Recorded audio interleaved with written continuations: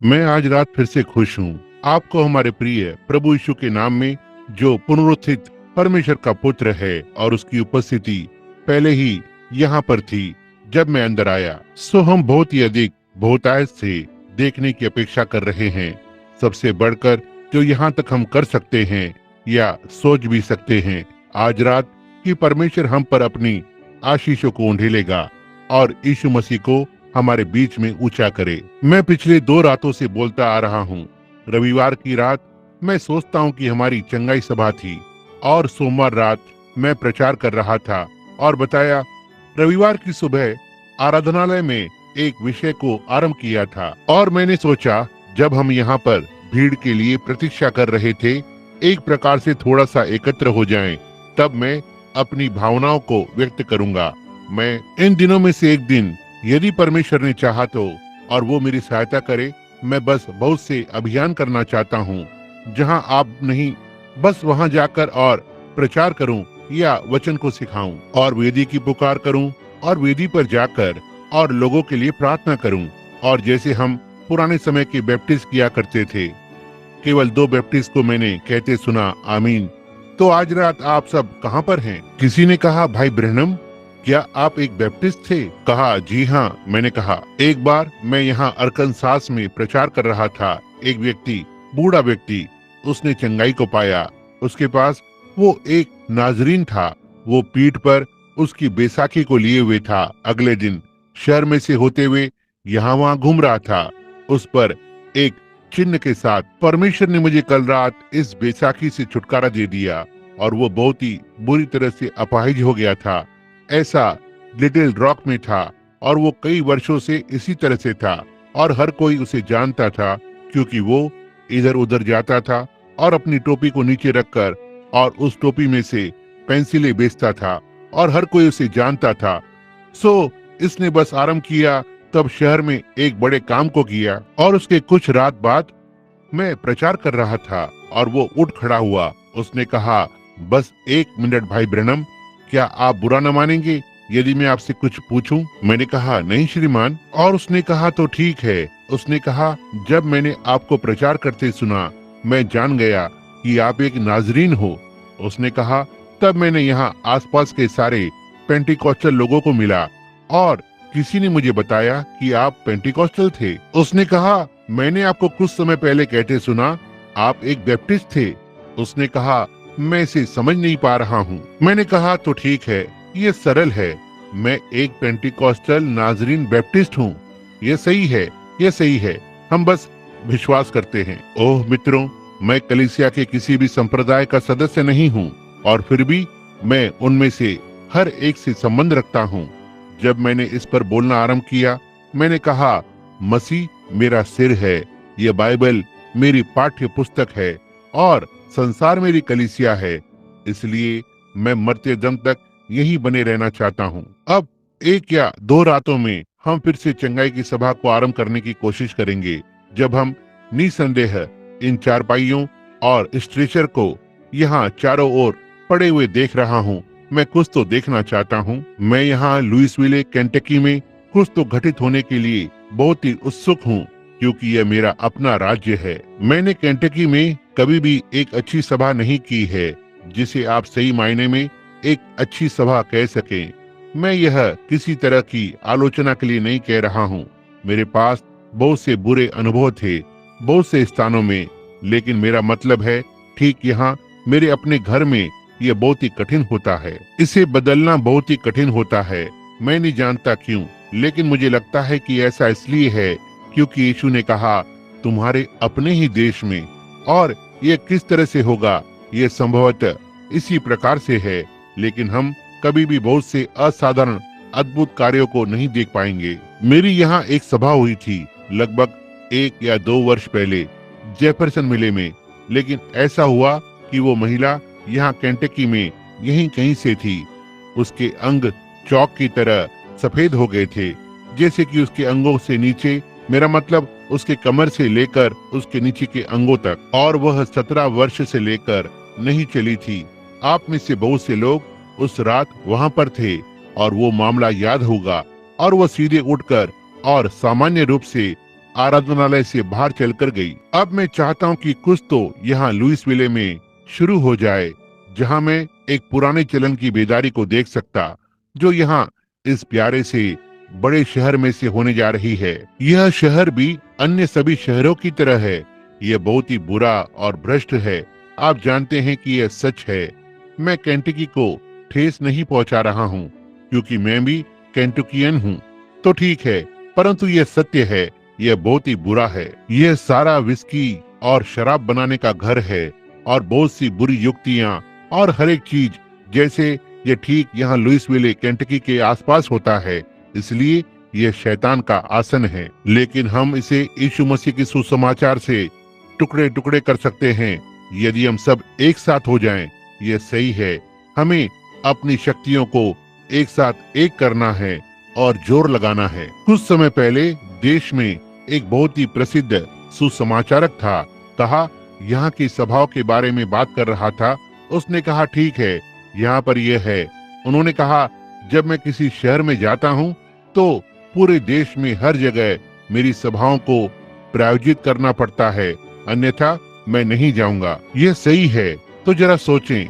मैं सोचता हूँ कि ठीक लुइसविले में शायद 60 या 70 बड़े बैप्टिस्ट कलीसियाएं हैं।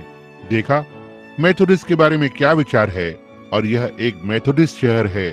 असबरी यहाँ पर है। उस मनुष्य के पास क्या होगा यदि वो इस शहर में आता है, जहाँ सिर्फ मेथोडिस्ट और बैप्टिस्ट हैं। प्रेस्बिटेरियन और अन्य की तो बात ही छोड़िए। अब यहाँ शहर में कितनी पूर्ण सुसमाचार की कलीसियाएं हैं। 2 या 3 साथ में छोटे छोटे मिशन यहाँ कहीं तो हैं। बस छोटी छोटी कलीसियाएं यहाँ और वहाँ, और वे एक दूसरे के साथ लड़ाई में हैं। इसलिए जब आप यहाँ पर आते हैं तो आपको अपनी सेवकाई के बल पर खड़ा होना होता है। ये सही है। और यहाँ तक कि हर कोई एक राजनीति की तरह आगे बढ़ रहा है। यह आपकी सेवकाई की ताकत पर निर्भर करता है कि आप प्रभु द्वारा भेजी गई किसी भी चीज से लाभ उठाएं।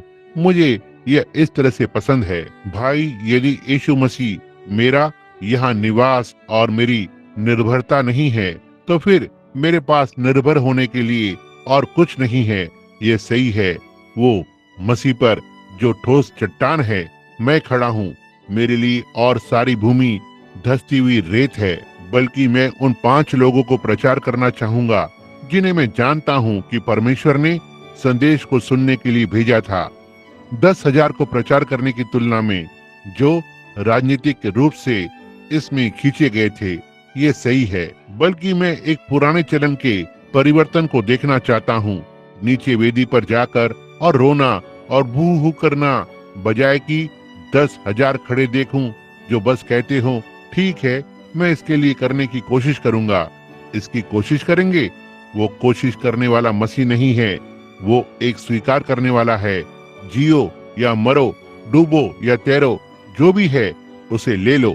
ये सही है। यदि मैं आज रात 10,000 लोगों के लिए प्रार्थना करूं और वे सब सुबह को मर जाते हैं, तो कल रात में यहाँ वापस बीमारों के लिए प्रार्थना करूंगा, यह विश्वास करते हुए कि परमेश्वर का वचन सही था। यह सही बात है। यदि मैं मर रहा था और 5,000 लोग 100 वर्ष पहले मर गए थे और वे लंबे समय से अनंतता में रहे थे, वापस जी उठकर और धरती पर आकर और कहते हैं, भाई ब्रैनम, आप इस पर विश्वास न करें, वो सही नहीं है, इस पर भरोसा न करें, हमने उस पर विश्वास किया, हम गए, हम असफल हो गए, मैं फिर भी कहूंगा, मुझे यीशु मसीह में मरने दो। ये सही है। मैं इसे विश्वास करता हूँ और मेरा पूरा हृदय यही है। यही एक चीज ठीक उसी में बैठी हुई है और मैं इसे अपने पूरे हृदय से विश्वास करता हूँ और मैं उस पर निर्भर करता हूँ और मैं उसके लोगों से प्रेम करता हूँ। मैं आपसे प्रेम करता हूँ, आप जो परमेश्वर के राज्य के नागरिक हैं, और मैं आपके साथ कंधे से कंधा मिलाकर खड़ा होना चाहता हूँ और बोझ को उठाना चाहता हूँ। अब आज रात मैंने कल रात प्रचार किया, आज रात थोड़ी देर के लिए बोलने जा रहा था। प्रभु ने चाहा तो आपको बहुत देर तक रोके रखना और आपको थकाना नहीं चाहता, क्योंकि हम अपेक्षा कर रहे हैं। मेरे पास इस सभा के लिए प्रभु के सामने एक प्रकार का निवेदन है और मैं परमेश्वर से कुछ तो करने की अपेक्षा कर रहा हूँ, जो इस शहर में ही इस सभा को गति प्रदान करेगा। आप प्रार्थना करें, अपना योगदान दें। तब जब न्याय आता है हम सब खड़े होकर और कह सकते हैं कि हमने अपना योगदान दिया। निर्गमन के 20वें अध्याय में और 7वें पद से आरंभ करते हुए मैं कुछ समय के लिए बोलना चाहता हूँ। यदि परमेश्वर अनुमति देगा तो उसी ठीक है, मैं कहूँगा ना ही एक असाधारण विषय लेकिन एक अच्छा विषय। पिछले रविवार को जेफरसन विले के टैबरनेकल में संडे स्कूल में हमने इस पर शुरुआत की, लहू के द्वारा छुटकारा। और यहाँ मैं जो करने की कोशिश कर रहा हूँ, यदि आप जानना चाहते हैं कि मैं यहाँ ऐसा क्यों कर रहा हूँ, आप में से बहुत से लोग कहते हैं कि आपने मुझे कभी भी चंगाई के अभियान में प्रचार करते नहीं देखा, लेकिन यह एक उद्देश्य के लिए है। मैं सोचता हूँ क्या मैं प्राणों को तोड़कर और वेदी पर आ सकता हूँ तो मैं लुइस विले के लिए परमेश्वर से अनुग्रह को पाऊंगा। यह सही बात है। जब लोग सचमुच परमेश्वर के सामने आकर और प्रार्थना करते हैं, और फिर आप में से बहुत से हैं मित्रों जो प्रार्थना करते हैं, उपवास करते हैं, और आप जिस चीज के लिए प्रार्थना कर रहे हैं उसी को पकड़े रहने से डरते हैं, ये सही है। देखा, तो इससे आपके लिए कोई फायदा नहीं होगा कि आप उपवास करें और प्रार्थना करें जब तक कि आपके पास इसके साथ कुछ कर्म न हो। आपका सारा विश्वास संसार में आपका जरा भी फायदा नहीं करेगा जब तक आप सीधे बाहर कदम को बढ़ाकर और उसका सामना नहीं करते हैं और उसे नहीं लेते हैं। बस ऐसा ही है, आपको आगे जाना होगा। आपको बस सीधे बाहर कदम बढ़ाना है और इसे करना है। जो भी हो, जब आप कुछ भी मांगते हैं तो जाकर इसे ले लें। परमेश्वर ने कहा कि यह आपका है, इसलिए कुछ भी कम न लेना। आपने जो मांगा है उसे ले लें। आप ऐसा करें और देखें कि यह कैसे आने लगता है। जी हाँ, पीछे न हटें और न कहें ठीक है मैं बाद में लूंगा, मैं पहले लूंगा। परमेश्वर ने मुझसे प्रतिज्ञा की है, पहला स्थान यही है जो मैं चाहता हूँ, और इन 23 वर्षों से मैंने उसकी सेवा की है। उसने मुझे वो स्थान दिया है और जब तक मैं उस पर विश्वास करता हूँ और उससे प्रेम करता हूँ और वो मुझसे प्रेम करता है, ये ठीक उसी तरह होगा, क्योंकि वो अपने वचन के प्रति बाध्य है। जो कुछ भी तुम चाहते हो, जब तुम प्रार्थना करते हो तो विश्वास करो कि तुमने इसे पा लिया है, तुम्हारे पास ये होगा। यही है जो उसने कहा। क्या ये सही है? ये अच्छी बात है, तो ठीक है। मैं आपको आमीन कहते हुए सुनना पसंद करता हूँ। आप जानते हैं बहन हुअर, आमीन का अर्थ है मेरे लिए ऐसा ही हो। आप जानते हैं, और मैं प्रचार के लिए जाता हूँ। मैं किसी को भी आमीन कहते हुए नहीं सुनता। मैं पूरी तरह से उलझन में पड़ जाता हूँ। यहाँ कुछ समय पहले मैं एक छोटी सी कलीसिया में प्रचार कर रहा था और मैं बस मेरे पास बहुत सारे पुलपिट के तौर तरीके नहीं हैं। मैं समझता हूँ इस दिन के धर्म शास्त्र के अनुसार कि मैं थोड़ा सा अनियंत्रित हो गया, और मैं सोचता हूँ कि मैं मंच पर कूदा पुलपिट पर इस तरह से, और अपने हाथ में माइक को पकड़ा और वहाँ बैठ गया, और मेरे हाथ पैर हिल रहे थे। जितना जोर से मैं कर सकता था प्रचार कर रहा था। मैं अपने आप में आया। मैं नहीं जानता था कि मैं क्या कर रहा था। कुछ ही मिनटों में मैं फिर से खो गया और मैंने खुद को गलियारे के बीच में पाया। अपनी पतलून की टांगे ऊपर चढ़ा रहा था। मैं नहीं जानता क्यों, लेकिन मैं वास्तव में वहाँ कुछ समय के लिए बने रहना पसंद करूंगा। यही एक बात है जो मैं कहना चाहूंगा। यह कहीं तो ऐसी जगह थी जहाँ मैं निश्चित रूप से अपने आप में आनंद ले रहा था। मैं इसके बाद कई दिनों तक इसी के सहारे जीता रहा। एक व्यक्ति मेरे पास आया और उसने कहा, बताओ। उसने कहा, आप कैसे प्रचार कर सकते हैं और वे सारे लोग आमीन कह रहे हैं? मैंने कहा, यही है जो मुझे प्रचार करने को लगाता है। जी हाँ, मेरे पास एक बूढ़ा कुत्ता हुआ करता था। मैंने रैकून का शिकार किया। मैं सोचता हूँ यहाँ मेरे बहुत से केंटकी मित्र हैं जो रैकून का शिकार करना पसंद करते हैं, और वह जो कुछ भी पेड़ पर होता था और वो जाकर पकड़ लेता, सिवाय बदबूदार जानवर संकी के, और वो उससे कुछ भी नहीं करना चाहता था। अब वो उसे झाड़ी के ढेर के नीचे दौड़ा कर ले जाता और मुझे बस इतना ही करना था। मैं निश्चित रूप से झाड़ी के नीचे उसके पीछे जाकर नहीं पकड़ना चाहता था, इसलिए मैं केवल एक काम को करता, बस झाड़ी को उठाकर और उसे थपथपाता और चिल्लाता, उसे पकड़ो, हे उसे पकड़ो, और वो जाकर बदबूदार जानवर संकी को पकड़ लेता। अब जो सबसे बुरा संकी बदबूदार जानवर, मैं जानता हूँ वो शैतान है, और यदि आप जरा सा थपथपाना चाहते हैं तो बस कभी तो एक बार आमीन चिल्ला दो। और हम उसे पेड़ पर चढ़ा देंगे और थोड़ी देर बाद और जाकर उसे पकड़ लेंगे। देखा, आप जानते हैं बूढ़े बड्डी रॉबिन्सन, आप में से बहुतों ने उसके बारे में सुना होगा। कि आपने नहीं सुना? नाज़रीन कलीसिया, उसने कहा, प्रभु कहा, मुझे लट्ठे के समान एक रीढ़ की हड्डी दे दो, मेरे प्राण के कोने में मुझे बहुत सारा ज्ञान दो, और जब तक मेरा एक दांत है मुझे शैतान से लड़ने दो, और फिर जब तक मैं मर न जाऊं उसे चबाता रहूंगा। मुझे लगता है कि अच्छा है, और बस यही है जो उसने किया, बस यही है जो उसने किया।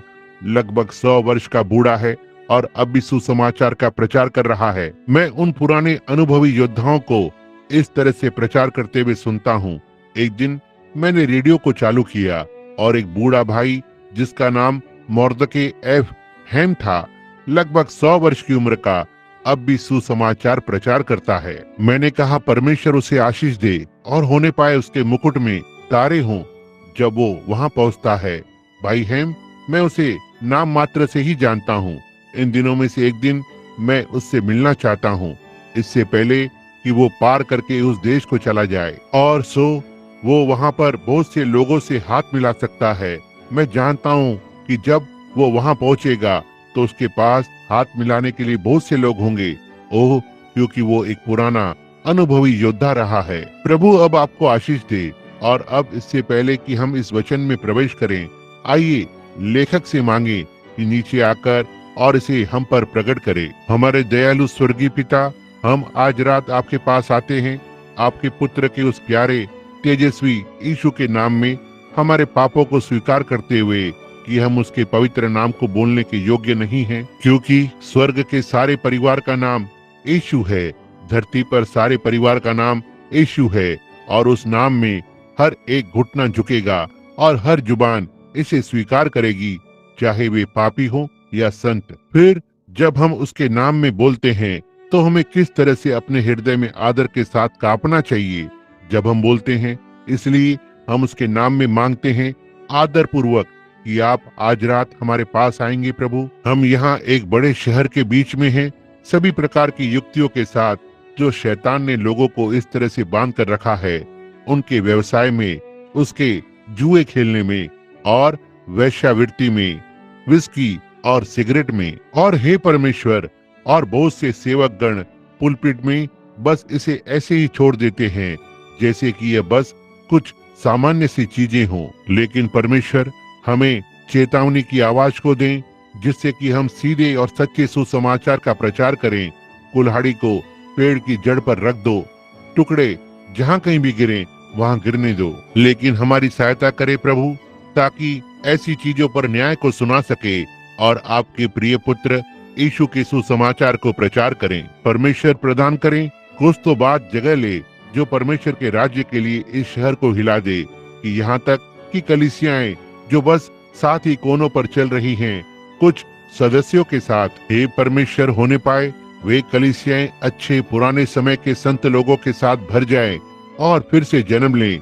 इससे प्रदान करें प्रभु, और होने पाए हम एक बेदारी को पाएं, एक पुराने चलन की, परमेश्वर की भेजी हुई बेदारी जो बस शहर को एक ओर से दूसरी ओर तक हिला दे, सारी बुराई से छुटकारा पाते हुए।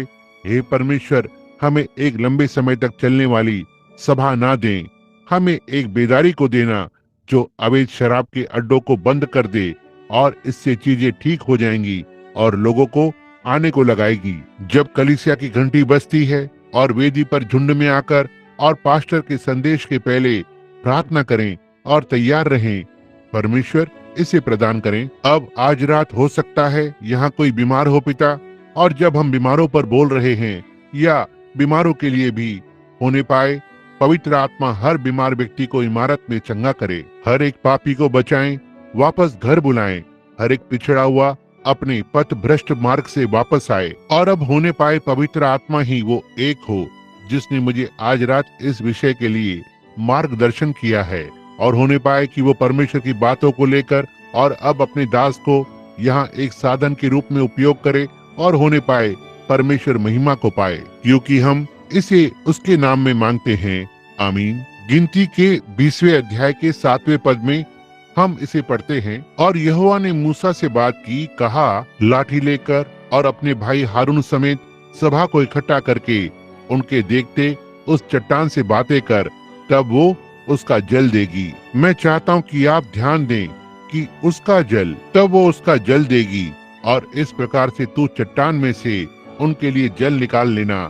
सो तू सभा के लोगों को देना और उनके पशुओं को पिलाना। और यहोवा की इस आज्ञा के अनुसार मूसा ने उसके सामने से लाठी को ले लिया, और मूसा और हारून ने मंडली के लोगों को उस चट्टान के सामने इकट्ठा किया और उन लोगों से कहा, सुनो, हे दंगा करने वालों, क्या हमको इस चट्टान में से तुम्हारे लिए जल निकालना होगा? तब मूसा ने हाथ उठाकर और उसकी लाठी से चट्टान पर 2 बार मारा, और उसमें से बहुत पानी फूट निकला, और मंडली के लोग अपने पशुओं समेत पीने लगे। होने पाए प्रभु अब इन कुछ वचनों को ले, जैसा कि हम पिछली रात के अपने विषय पर वापस जाते हैं और इसे इस पर लाते हैं, परमेश्वर ने चाहा तो। और अब मैं चाहता हूँ वे सभी बीमार जो यहाँ हैं आज रात, अब बिली ने आज कभी भी कोई प्रार्थना पत्र नहीं दिया, क्योंकि मैंने उससे कहा था कि नहीं देना। मैंने कहा, बिली वहाँ जाकर और भाई कोबल को बताओ, और बस मैं परमेश्वर की महिमा के लिए कुछ तो कोशिश कर रहा हूँ। बस परमेश्वर से हमारी सहायता करने के लिए मांग रहा हूँ, ताकि हमें राज्य के अंदर प्राणों को दे दे, और विश्वासियों को जो अपने विश्वास को मजबूत करेंगे और आगे बढ़ेंगे, यहाँ तक कि बिना किसी चीज के बस सीधे आगे बढ़ेंगे और कहेंगे, परमेश्वर मैं आप पर विश्वास करता हूँ, वचन पर। यही है वहाँ प्राथमिक और पहला और सबसे अच्छा तरीका है। यह सही है, परमेश्वर को उसके वचन पर लें। तब यदि आप ऐसा नहीं कर सकते हैं, तब निश्चय ही परमेश्वर दूसरी चीजों को अंदर भेजता है, जैसे कि दान और चिन्ह, ताकि उसके वचन की पुष्टि करे, ताकि हर विश्वासी के लिए इसकी पुष्टि करे। अब रविवार को हमारे पास था लहू के द्वारा छुटकारा। अब हम इजराइल को लेने जा रहे हैं उनकी यात्रा में, जो मिस्र से बाहर आ रहा है।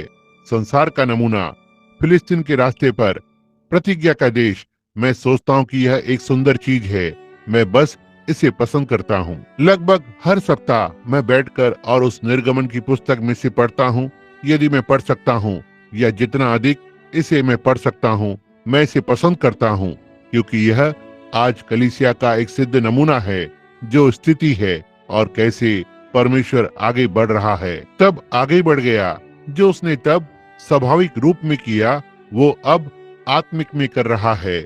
इसे देखा, अब वहाँ उसने इजराइल की अगुवाई की। स्वाभाविक, जहाँ उन्होंने देखा उन्हें एक निश्चित देश से दूसरे स्वाभाविक देश के अंदर ले गया। अब हम पवित्र आत्मा के द्वारा आगे बढ़े हैं, अब प्रतिज्ञा के देश में जा रहे हैं।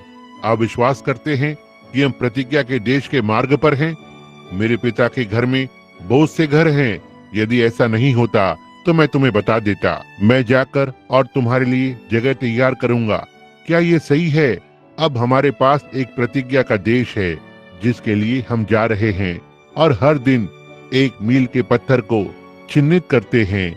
एक और दिन 1 और मील का पत्थर, और वहाँ एक बड़ी काली छाया हमारे सामने स्थित है, जिसे मृत्यु कहा जाता है। और हर बार जब हमारा हृदय धड़कता है, तो हम उसके 1 कदम और नजदीक आ जाते हैं। इन दिनों में से एक दिन यह अपनी अंतिम धड़कन को लेने जा रहा है, और हम अंदर जा रहे हैं। मैं अपने समय पर होना चाहता हूँ, अपने नियत समय में, जैसा कि मैं आशा करता हूँ कि आप में से हर कोई आज रात ऐसा ही करेगा। जब मैं जानता हूँ कि यह मेरे सामने रखा हुआ है और मुझे इसका सामना करना है, तो मैं डरपोक नहीं बनना चाहता। मैं अपने आप को उसके धार्मिकता के वस्त्र में लपेटना चाहता हूँ, इसमें चलते हुए, इसे जानते हुए कि मैं निश्चित हो जाऊं कि मैं उसे उसके पुनरुत्थान की सामर्थ्य में जानता हूँ। यह सही है कि जब वो मरे हुओं में से बुलाता है, मैं उनके साथ बाहर बुलाया जाऊंगा। जो एक जीविता है, परमेश्वर जीवितों का परमेश्वर है। अब जब उन्होंने इस देश में यात्रा की, हमने पाया कि परमेश्वर ने उनके लिए एक योजना बनाई। वो लहू के द्वारा छुटकारे को लेकर आया।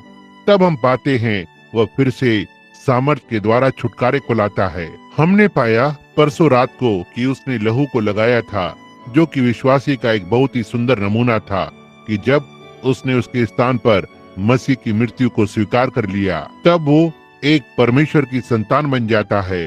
वो अपनी यात्रा को आरंभ करता है। अब अगली चीज जो उसके पास होनी है, उसके बचाए जाने के बाद आत्मिक रूप से। अब निर्दोष मेमने की मृत्यु ने दोषी विश्वासी के लिए जीवन को प्रदान किया।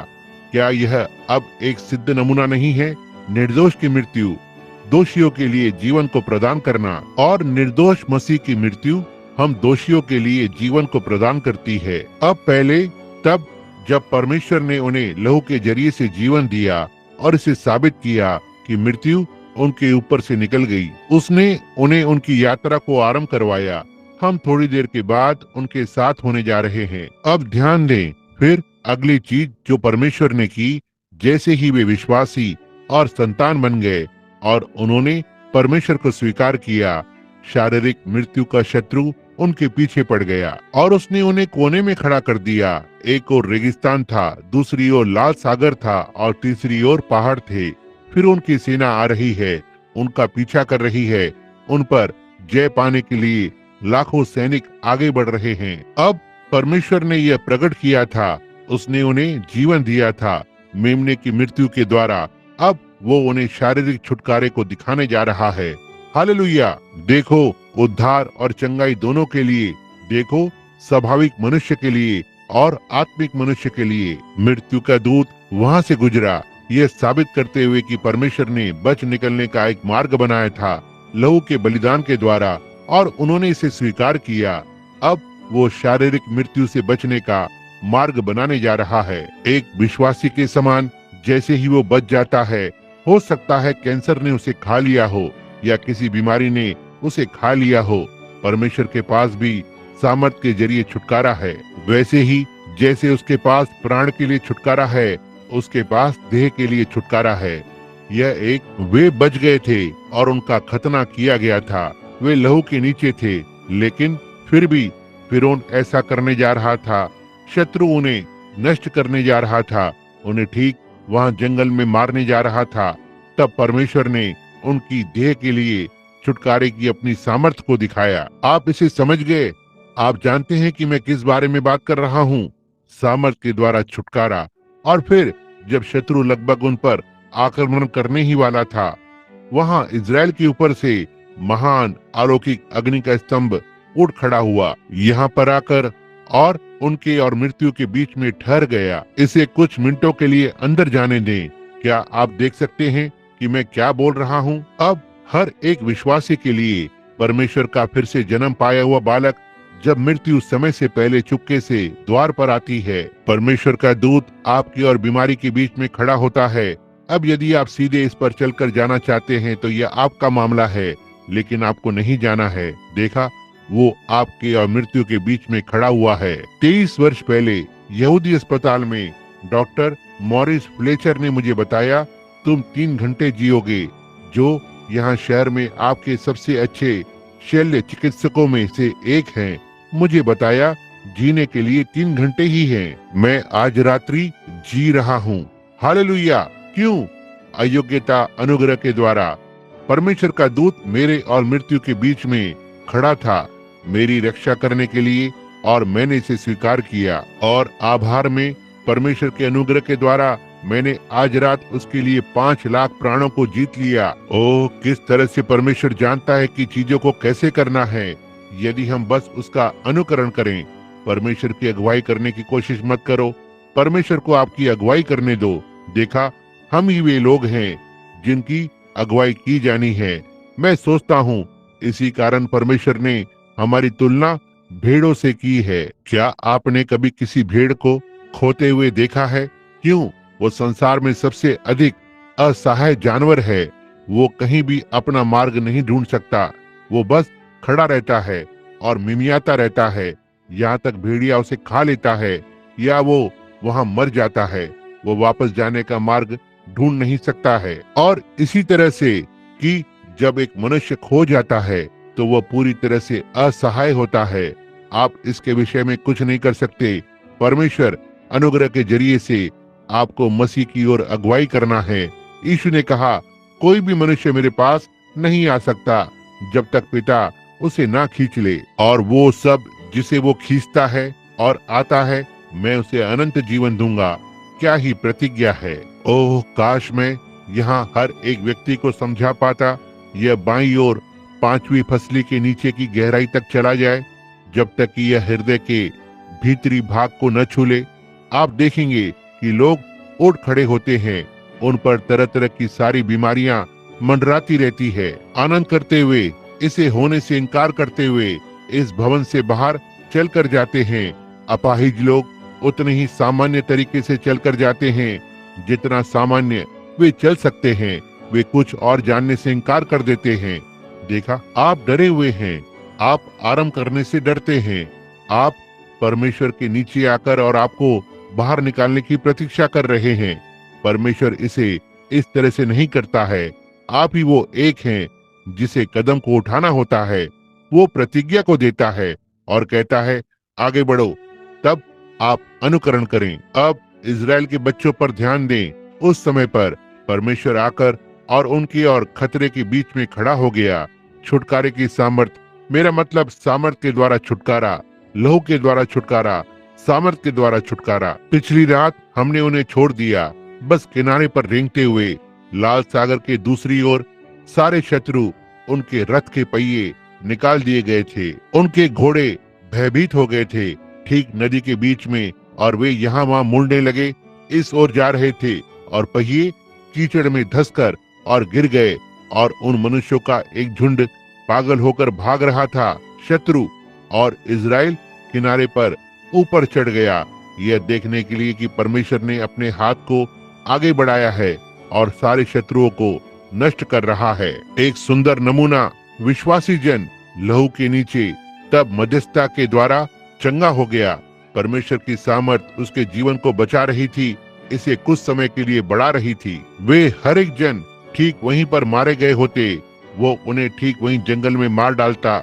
यदि परमेश्वर उनके बीच में नहीं खड़ा होता, मैं बहुत समय पहले मर गया होता। यदि परमेश्वर मेरे और मृत्यु के बीच में नहीं खड़ा होता, यहाँ पर हर एक विश्वासी बहुत समय पहले ही मर गया होता। यदि परमेश्वर आपके और मृत्यु के बीच में नहीं खड़ा होता, आप में से हर एक जन, इसलिए परमेश्वर अपने सर्वोत्तम अनुग्रह और दया में विश्वासी और मृत्यु के बीच में खड़ा होता है। हालेलुया। यहाँ है ये। तब विश्वासी के लिए अगली चीज क्या है? अगली चीज तब पवित्र आत्मा का बपतिस्मा है। मूसा ने इजराइल की संतान को सीधे लाल सागर की ओर अगुवाई की। उन्होंने लाल सागर में बपतिस्मा लिया था। सागर जल आत्मा का प्रतिनिधित्व करता है। जब उसने चट्टान पर प्रहार किया तो पानी बाहर आ गया, और यह यूहन्ना 3:16 में मसीह का एक नमूना था। परमेश्वर ने संसार से ऐसा प्रेम किया, उसने अपना इकलौता पुत्र दे दिया, ताकि जो कोई उस पर विश्वास करे वो नाश ना हो, लेकिन उसके पास अनंत जीवन हो। ध्यान दें, जंगल में वे नाश होने वाले लोग एक प्रहार की हुई चट्टान के द्वारा बचाए गए थे, और वे नाश होने वाले लोग आज बच गए हैं। पाप में नाश हो रहे थे, अधर्म में नाश हो रहे थे, क्योंकि परमेश्वर के प्रहार किए हुए पुत्र ने उनका स्थान ले लिया। पानी, आत्मा बाहर बह रहा था। देखो, मैं चाहता हूँ कि आप इसे अभी देखें। जब वे लाल समुद्र में से होकर निकले, जो पवित्र आत्मा को पाने का एक नमूना था। विश्वासी लोगों के छुटकारे के बाद मृत्यु से जीवन के लिए परमेश्वर की सामर्थ ने उसकी देह को चंगा कर दिया है। अब वो पवित्र आत्मा के बपतिस्मे के लिए एक उम्मीदवार है। अब उसके पास एक यात्रा है उस ओर जो उसके आगे रखी है, लेकिन इससे पहले कि वो उस यात्रा को पूरा करे, उसके पास कुछ तो ऐसा होना चाहिए जो उसे तैयार कर सके। आमीन। पेंटिकॉस्ट का सिद्ध नमूना। ध्यान दें, जैसे ही वे सागर किनारे से बाहर निकले, हर एक विश्वासी, जब आप अंदर आ जाते हैं और बच जाते हैं तो यीशु के लहू को स्वीकार करते हैं। आप अब भी इस पर लटके रहने की कोशिश करते हैं और उस पर लटके रहते हैं, और आप इसे छोड़ नहीं सकते हैं और आप उसे छोड़ नहीं सकते हैं। कुछ समय के बाद परमेश्वर आपके लिए अच्छी चीजें कर सकता है, लेकिन आप अपनी सिगरेट को छोड़ नहीं सकते। आपको कभी कभी उन लोगों के साथ मिलकर के शराब को पीना है, लेकिन आपको जिस चीज को करने की आवश्यकता है वो लाल सागर में से होकर जाना है। जब वे दूसरी ओर से बाहर आते हैं यहाँ है ये, मैं चाहता हूँ कि आप इसे देखें। जैसे ही वे दूसरी ओर से बाहर आए, सागर किनारे पर रेंगते हुए और पीछे की ओर देखा और उन सारे पुराने सख्ती से काम लेने वालों को देखा जिन्होंने उन्हें पीटा था। उनमें से कुछ को मार डाला था। जैसे कि कैंसर और सिगरेट और तंबाकू और विस्की और हर चीज बच्चों को पागल कर देती है, उन्हें पागल खाने में भेज देते हैं और दिमागी संबंधी रोगियों का एक झुंड और बाकी की हर एक चीज संसार में उत्पन्न की है। जब उन्होंने पीछे मुड़कर देखा और उन सारी चीजों को संघर्ष करते हुए देखा, असहाय और सागर में मर रहे थे। भाई, आप एक सभा के बारे में बात करते हैं, उनके पास ऐसी एक सभा थी। मूसा, ओह, मैं इसे हृदय की गहराई तक डालूंगा। मैं आशा करता हूँ कि यह बहुत अंदर तक चला जाएगा। मूसा, अब तक का सबसे महान भविष्यवक्ता, यीशु मसीह को छोड़ कभी भी ऐसा कोई मनुष्य नहीं था जिससे परमेश्वर ने कभी बात की जैसे उसने मूसा से की थी। मसीह को छोड़, उसने कहा, यदि तुम्हारे बीच में कोई आत्मिक या भविष्यवक्ता है तो मैं उसे दर्शन दिखाऊंगा और अपने आप को उस पर प्रकट करूंगा। लेकिन मेरा दास मूसा नहीं, मैं उसके साथ आमने सामने बात करता हूँ। यह सही है। मूसा, यह गौरवशाली मनुष्य, जैसे ही वो उस अनुभव में से होकर आया, उसने उन सारे सख्ती से काम लेने वालों को मरा हुआ देखा। वो जानता था कि वे सारी चीजें हमेशा के लिए खत्म हो गई थी। वे सारी चीजें जिन्होंने उन्हें विवश किया था और उन्हें पीटा था और उन्हें चाबुक मारे थे, खत्म हो गए थे। उसने अपने हाथों को उठाया और आत्मा में गाया, ओह प्रभु, कभी भी नमूना नहीं होता और ना ही होगा जब तक हम उस ओर महिमा तक नहीं पहुंच जाते। जब वहां कार्य पूरा किया गया तो उसने आत्मा में गाया, और जब हम देह में छुड़ाए जाते हैं, यह पवित्र आत्मा का एक नमूना था जो पेंटिकॉस्ट पर आ रहा था जब हमने सागर में से होकर पार कर लिया। यह एक पेंटिकॉस्ट का नमूना था और मूसा वहां पहले की प्रतिछाया में जब उसने उसमें से होकर पार किया, उसने आत्मा में गाया। यह पेंटिकॉस्ट के दिन पर आता है और जब देह सिद्ध होती है, छुड़ाई जाती है। अब हमारा प्राण पूरी तरह छुड़ाया गया है, ठीक है, नाश नहीं हो सकता, अनंत जीवन पाया है, यही बाइबल कहती है। ओह, मुझे अच्छा महसूस हो रहा है। ध्यान दें क्यों? क्योंकि मैं जानता हूँ कि यह यहोवा यो कहता है, बस मेरे प्राण को वहां लंगर डालकर और आगे बढ़ते रहें और कहें, शैतान, बस तू जो चाहता है मुझ पर फुंकारता है। ये मुझे परेशान नहीं करता क्योंकि मैं जानता हूँ कि मैंने किस पर विश्वास किया है और मैं आश्वस्त हूँ कि वो उस बात को पूरा करने में सक्षम है जो मैंने उस दिन के निमित्त उसे सौंप दिया है। आमीन। आज रात हमें एक अच्छे पुराने चलन की बिल्ली संडे की रुकी हुई हालेलुया बेदारी की जरूरत है। यही है जिसकी हमें यहाँ लुइस विले के आसपास आवश्यकता है। ये सही बात है, एक अच्छे पुराने चलन की परमेश्वर के द्वारा भेजी हुई पेंटिकॉस्टल बेदारी की आवश्यकता है। जी हाँ श्रीमान, ध्यान दे तब जब हमारी देह छुड़ाई जाती है, जो कि अब हमारे पास दिव्य चंगाई है, एक छाया के रूप में, जैसा कि वहाँ पेंटिकॉस्ट की एक छाया थी। देखो कि उन्होंने उद्धार की छाया के समय में क्या किया। देखो वे वहाँ परमेश्वर के सामने किस तरह से चले, बुझाया, धार और इत्यादि, आग की और तलवार की धार से बच निकले। ये सारे काम जो उन्होंने किए, जलती हुई भट्टियों से बाहर आए, शेरों की मान से बचे और हर एक चीज छाया के द्वारा, हालेलुया, पेंटिकॉस्ट की छाया के द्वारा। अब हमारे पास मसीह के लहू के द्वारा सिद्ध छुटकारा है। तब उनके पास सिद्ध छुटकारा नहीं हो सकता था क्योंकि यह बैल और बकरियों के लहू के नीचे था और यह पाप को दूर नहीं करेगा।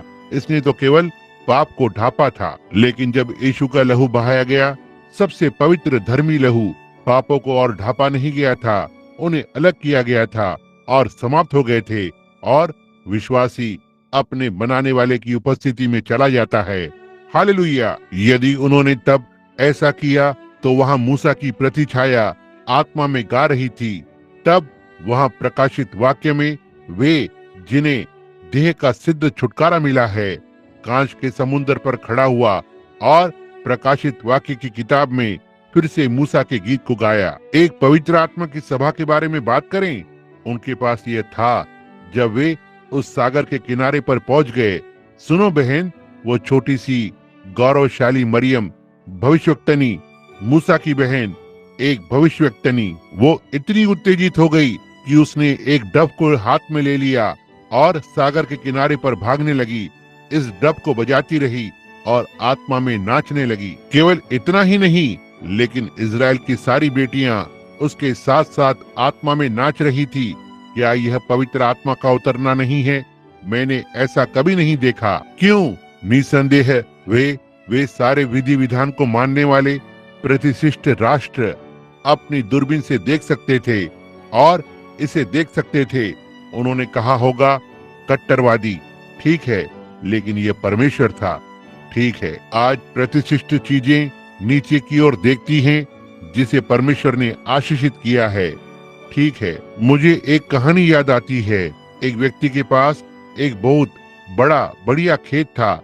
उसने बड़े बड़े सुंदर खलियान बनवाए जो उतने ही ऊंचे और उत्तम थे जितने ये हो सकते थे, लेकिन वो खेती करने के लिए बहुत आलसी था। तो ठीक है, उसके नजदीक एक और किसान रहता था। उसके पास बहुत अधिक खलियान नहीं था, लेकिन वो वास्तव में एक किसान था और उसने उस वर्ष उस खलियान में बहुत सारा अच्छा अनाज रखा था और 2 छोटे बछड़े जन्मे थे, एक खलियान में और एक दूसरे में।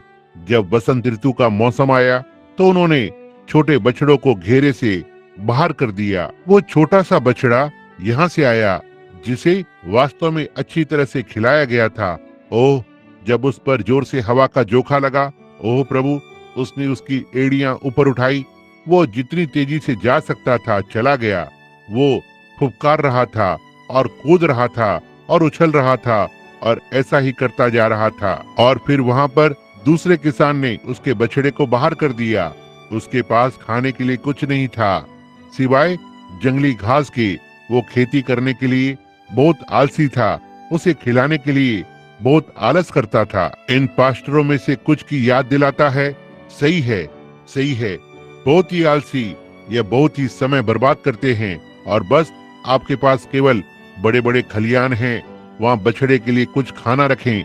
सही है, सही है, पवित्र आत्मा का बपतिस्मा सामर्थ के साथ प्रचार किया जाना, यह उन्हें जला देगा, ये सही है। लेकिन यही है जिसकी उन्हें आवश्यकता है, कुछ अच्छे पुराने चलन का जलाया जाना, जो कलीसिया की आवश्यकता है, जो सदस्यों की आवश्यकता है।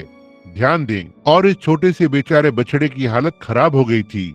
बेचारा छोटा सा बछड़ा उस घेरे से बाहर आया। इतना पतला था कि वो मुश्किल से चल पा रहा था और उसने दरार में से होते हुए झांका और उस ओर देखा और उसने देखा कि दूसरा बछड़ा बस फुफकार रहा था। वो पूरी तरह से मोटा और गोल गोल था। उसे अच्छा महसूस हो रहा था। वो सारी सर्दियों में खा रहा था और उस छोटे से भूखे बछड़े ने उसकी ओर देखा, कहा, ऐसी कट्टरता? ओह, निश्चय ही वो इतना दुबला था कि कुछ और सोच ही नहीं सका। लेकिन मैं आपको बताता हूँ, जब वो एक जो पूरी तरह से मोटा हो गया था, सारी सर्दियों में भाई वो जानता था कि वो कहाँ पर था। उसके पास एक अच्छा समय बीत रहा था जब वो गर्म हवा उस पर चलना शुरू हुई। और कोई भी मनुष्य जो परमेश्वर की आत्मा से जन्मा है, वे उसे कट्टरपंथी या कुछ और कहेंगे। लेकिन जब वो गर्म बसंत पवित्र आत्मा की हवा आने लगी, जैसे इसने पेंटिकॉस्ट के दिन पर किया था, कुछ तो बात जगह लेने जा रही है। ठीक है, गर्म हवाएं चलने लगती है। भाई, तुम सुसमाचार से पूरी तरह से तृप्त हो, गोल मटोल और अच्छा महसूस कर रहे हो। अपनी एड़ियों को ऊपर उठाओ और अच्छा समय बिताओ। इसी प्रकार से मरियम और उन्होंने किया। पीछे की ओर देखा और उन सभी पुरानी चीजों को देखा जो उन्होंने एक बार की थी। वे सब मर चुके थे और जा चुके थे। उन्होंने देखा था कि परमेश्वर ने लहू को स्वीकार किया है। दिव्य चंगाई में उसकी सामर्थ को देखा। उनके बीच में खड़ा हुआ था। लाल समुद्र में से होते हुए आए और आत्मा से बपतिस्मा लिया था। दूसरी ओर चलकर गए, बस एक अच्छा समय बिता रहे थे। उन्होंने परवाह नहीं की जो सारे संगठन इस विषय में क्या सोचते हैं। आमीन। आज यह क्या ही सिद्ध नमूना है उस विश्वासी का जो बाहर कदम रखने की हिम्मत करेगा। परमेश्वर ने प्रतिज्ञा की है कि वो उनकी हर आवश्यकता को पूरा करेगा। उसने प्रतिज्ञा की है कि वो हमारी हर आवश्यकता को पूरा करेगा। उसने उन्हें कभी नहीं बताया मैं चंगाई के मार्ग को बनाऊंगा, मैं इसके लिए मार्ग को बनाऊंगा, मैं उसके लिए मार्ग को बनाऊंगा। उसने कहा मैं तुम्हारे साथ रहूंगा। हालेलुया। यही है जो उसने हमसे कहा, मैं तुम्हारे साथ रहूंगा, यहाँ तक कि तुम में रहूंगा संसार के अंत तक। मुझे बस इतना ही कहना है। आपको इस पर, उस पर इत्यादि पर बहस करने की आवश्यकता नहीं है। यदि वो यहाँ पर है तो यह मुझे संतुष्ट करता है। दिव्य चंगाई यहाँ पर है, सामर्थ्य यहाँ पर है। हर एक चीज जो वहाँ पर थी वो अब है। यीशु मसीह कल, आज और जुगानुयुग एक सा है। इसलिए आप अपने धर्म ज्ञान को लेकर और इसके साथ डूब सकते हैं। भाई, मैं विश्वास करता हूँ कि यीशु मसीह कल, आज और जुगानुयुग एक सा है।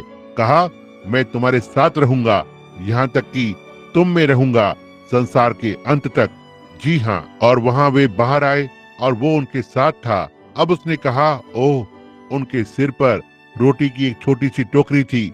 यह सब खा ली गई और खत्म हो गई। उनके पास कुछ नहीं था। वे बिस्तर पर चले गए।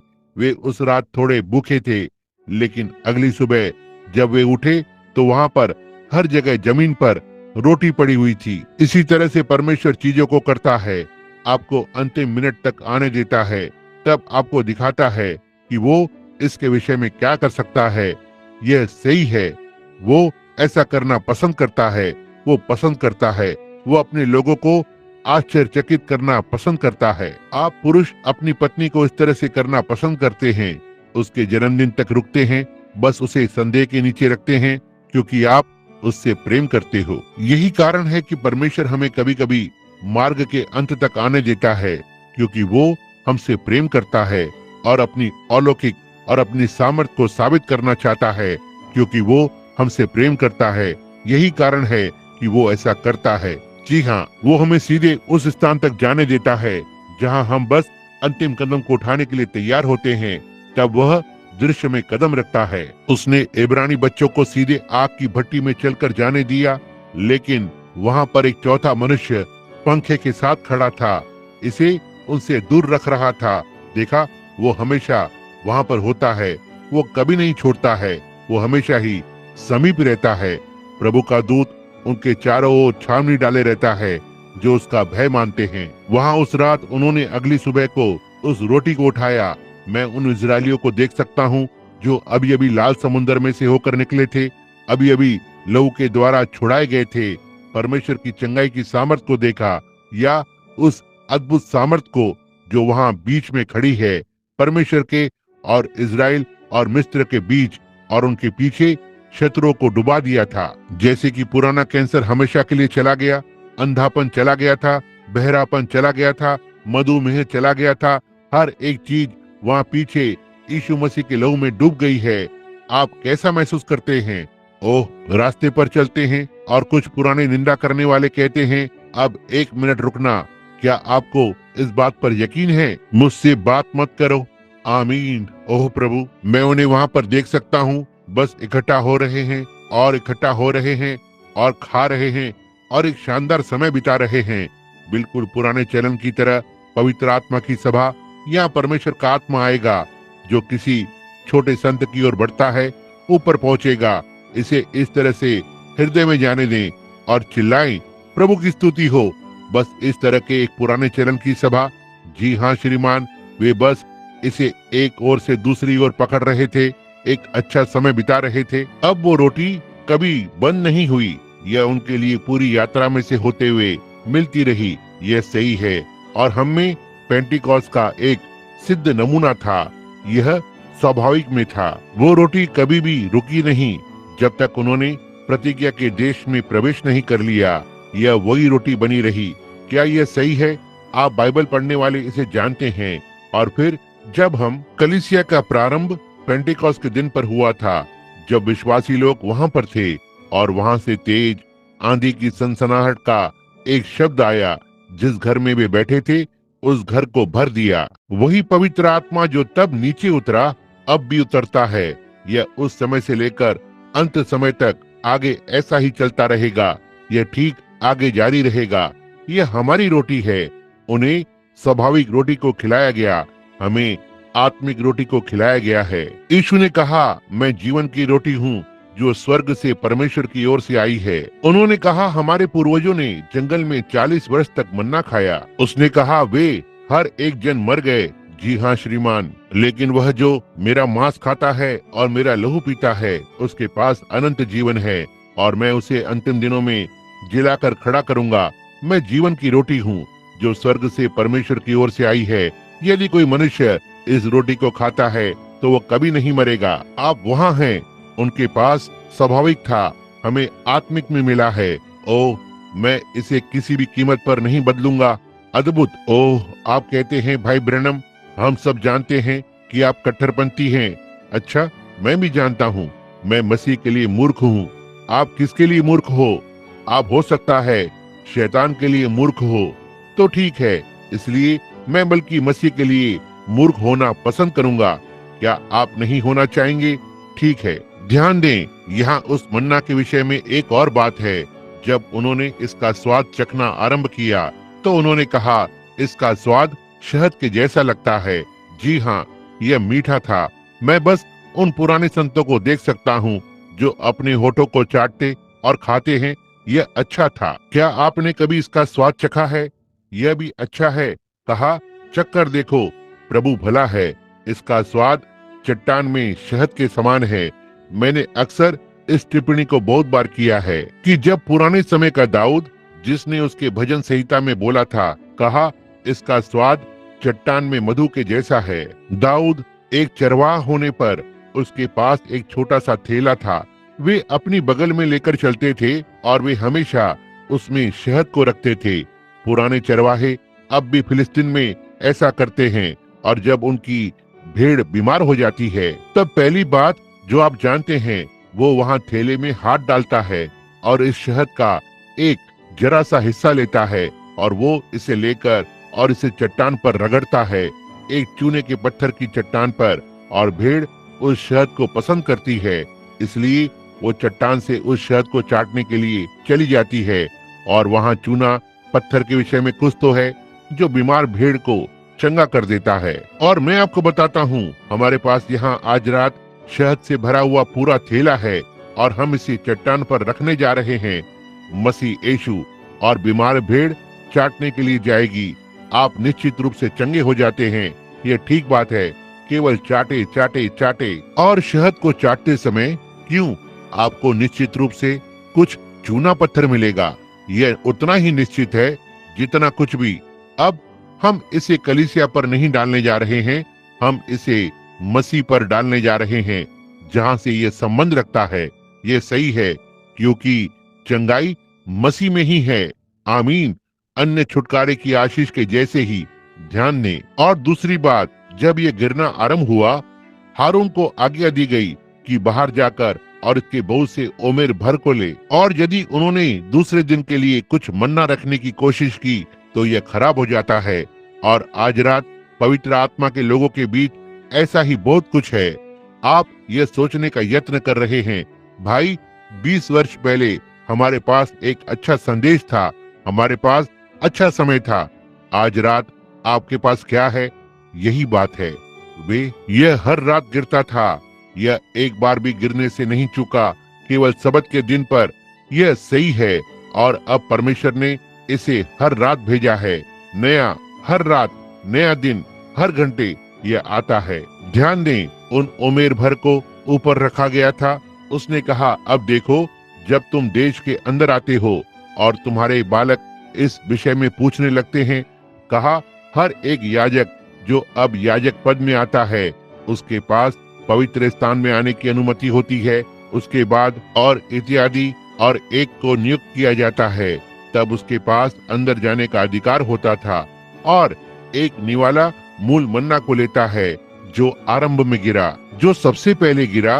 उन्होंने उसे उठाकर और एक ओमेर में डाल दिया और इसे रख दिया और इसे केवल याजक गण के लिए रखा जाता था। अब आप कहते हैं भाई ब्रैनम, इसका आज के लिए क्या नमूना है? क्यों? हम याजक गण हैं, तुम एक शाही याजक गण हो, एक पवित्र राष्ट्र हो, एक विशेष लोग हो जो परमेश्वर के लिए आत्मिक बलिदान दे रहे हो। तुम्हारे होठों के फल उसके नाम को धन्यवाद दे रहे हैं।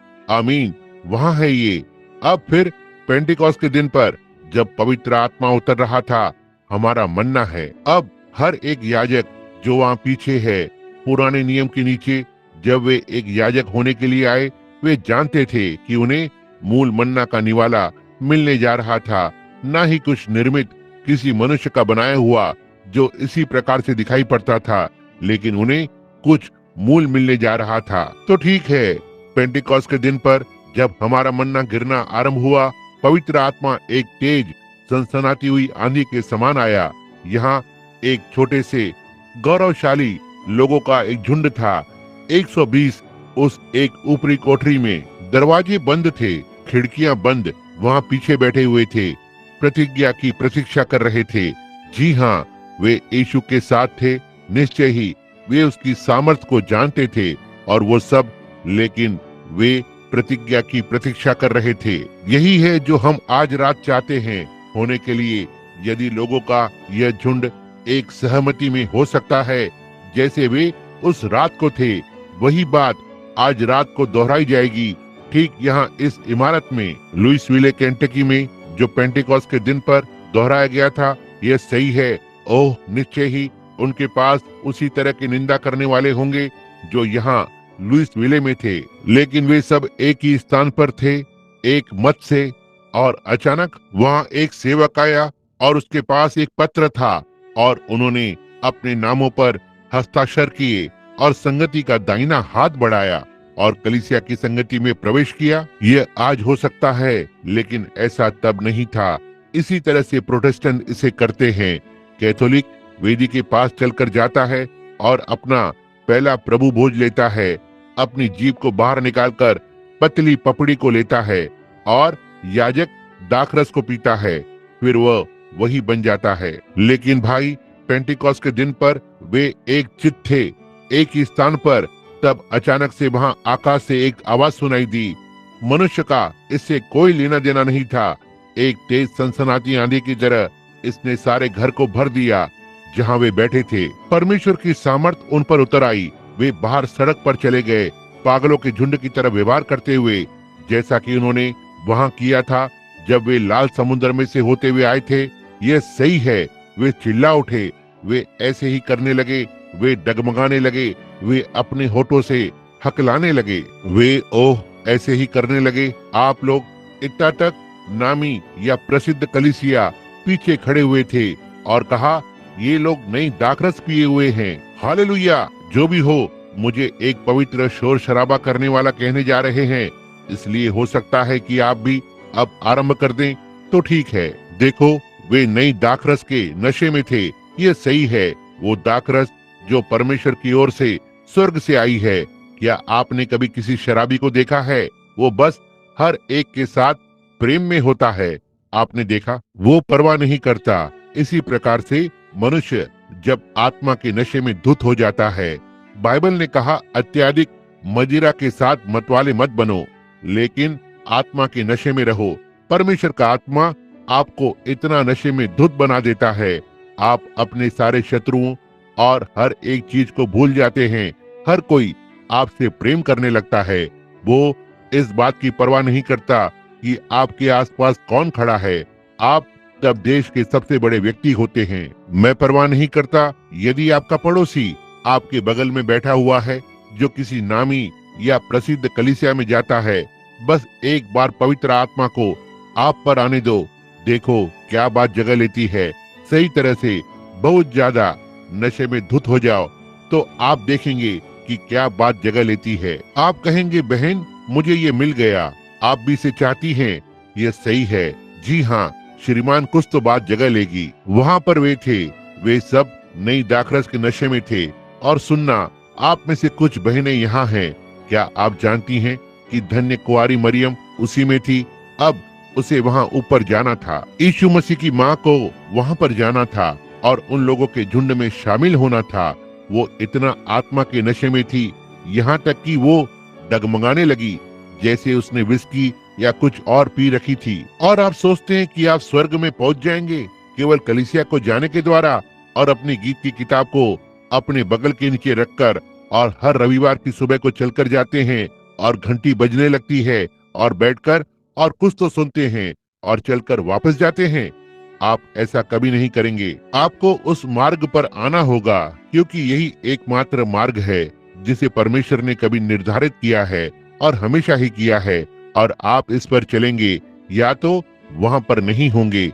मैं आपका न्यायी नहीं हूँ, लेकिन मैं सुसमाचार का प्रचार कर रहा हूँ। ये बिल्कुल सत्य है। धन्य कुंवारी ठीक वहाँ पर थी, बस उसी तरह से मूर्खता का व्यवहार किया जैसे कि बाकी लोगों ने किया। बस उन बाकी लोगों की तरह ही नशे में थी।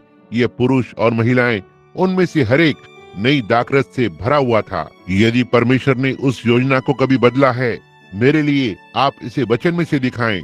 यह वहाँ नहीं है। नहीं श्रीमान, ऐसा ठीक आगे युग के अंत तक था, इसी तरह से ठीक बाइबल के अंत तक, और यह बात उसी तरह से होगी जब यीशु आता है। देखो, जब वे उस नए दाखरस के नशे में थे, देखो, हम देखते हैं कि क्या परमेश्वर आप सभी के लिए एक ओमेर भर को ऊपर रखता है, तो ठीक है। यहाँ वे सब वहाँ बाहर खड़े थे, और एक छोटा सा पुराना डरपोक प्रचारक जिसका नाम पतरस था, वो छोटी चट्टान अपने स्थान से इतना डर गया था, इतना तक कि उसने यीशु का इनकार कर दिया और बाहर भाग गया और प्रार्थना की, और उसे उनके साथ एकत्र होना था। सार्वजनिक रूप से खुले मंच पर खड़े होकर या ऐसा ही कुछ, और कहा, क्यों तुम यहूदिया के लोगों और तुम जो यरूशलेम में रहते हो। वह डॉक्टर थे, डीडी की उपाधि वाले। ओह, कहा, तुम लोग जो और इजराइल के लोगों और यरूशलेम में रहने वालों और आदि आदि, तुम ये जान लो, ये नशे में नहीं है जैसा कि तुम सोचते हो। देखते हुए यह दिन का तीसरा पहर है, लेकिन यह वही है। यदि यह वो नहीं है तो मैं इसे तब तक नहीं बोलना चाहता हूँ जब तक यह नहीं होता है। यह एक बात है। उसने कहा, यह वही है जिसके विषय में योएल भविष्यवक्ता के द्वारा बोला गया था। यह अंत के दिनों में पूरा होगा। परमेश्वर जो कहता है, मैं अपना आत्मा सब प्राणियों पर उंडेलूंगा। तुम्हारे पुत्र और पुत्रियां भविष्यवाणी करेंगे, और मैं अपने दास और दासियों पर अपनी आत्मा को उंडेलूंगा और वे भविष्यवाणी करेंगे। और मैं ऊपर आकाश में और धरती में चिन्ह दिखाऊंगा, और आग के खंबे और धुआं और भाप, और ये घटित होगा यहोवा के उस बड़े और भयानक दिन के आने से पहले। जो कोई भी प्रभु के नाम को पुकारेगा वो बच जाएगा। स्वघोषित लंबे वस्त्र पहने हुए ढोंगी याजकों के झुंड ने कहा, हम बचने के लिए क्या कर सकते हैं? पतरस ने कहा, तुम में से हर एक जन पश्चाताप करे और यीशु मसीह के नाम में बपतिस्मा ले तुम्हारे पापों की क्षमा के लिए, और तुम पवित्र आत्मा का दान पाओगे। ये कितने समय के लिए है? क्योंकि प्रतिज्ञा तुम्हारे लिए और तुम्हारे बच्चों के लिए और उनके लिए जो दूर हैं, जितों को हमारा प्रभु परमेश्वर बुलाएगा। तब हर एक मनुष्य जो प्रायश्चित करता है और यीशु मसीह के नाम में बपतिस्मा लेता है और परमेश्वर उसे पवित्र आत्मा का बपतिस्मा देता है, क्या यह पहले मन्ना जैसा कुछ तो नहीं दिखाई देता है? लेकिन उसे न केवल पहला मन्ना का निवाला मिलता है, बल्कि उसे उसी पवित्र आत्मा से भरा हृदय भी मिलता है। आप कह सकते हैं, इसे थोड़ा कम कर दो। मुझे पता है कि मैं इस मामले में थोड़ा जोर से बोलता हूँ, लेकिन मैं कुछ नहीं कर सकता। ध्यान दें, देखिए, मैं आप पर चिल्ला नहीं रहा हूँ। हो सकता है कि मैं इससे उभर रहा हूँ, लेकिन ओह, यदि आप भी मेरी तरह महसूस करते तो आप भी जोर से चिल्लाते। ध्यान दें, ओह, मूल मन्ना का एक हृदय भर जो कि आरंभ में गिरा था, वही पवित्र आत्मा तब गिरा था, अब गिर रहा है, और यह कहाँ तक गिरता रहेगा? आपके लिए, आपके बच्चों के लिए, वे जो बहुत दूर दूर तक हैं, लुइसविले, केंटकी, और जितनों को प्रभु हमारा परमेश्वर बुलाएगा, वे उसी चीज को पाएंगे जो यहाँ हमें मिला है। यही है जो उसने कहा। परमेश्वर ने इसे आशीषित किया, उसने इसका प्रचार किया, पवित्र आत्मा इसे लेकर आया, मैंने इसे पाया, इससे बात खत्म हो जाती है। आमीन। यह मेरे लिए बस इतना ही काफी है। मैंने उसे उसके वचन पर लिया, उसने इसे किया। यदि आप इसे चाहते हैं तो आपके पास भी हो सकता है। यह सही बात है। इसलिए उस मृत अवस्था से बाहर निकलो और जागो, और बस अपने को इस तरह से हिलाओ और अपने को जगाओ। और पहली बात, आप चारों ओर देखते हैं और हर चीज आपको अलग दिखाई देगी।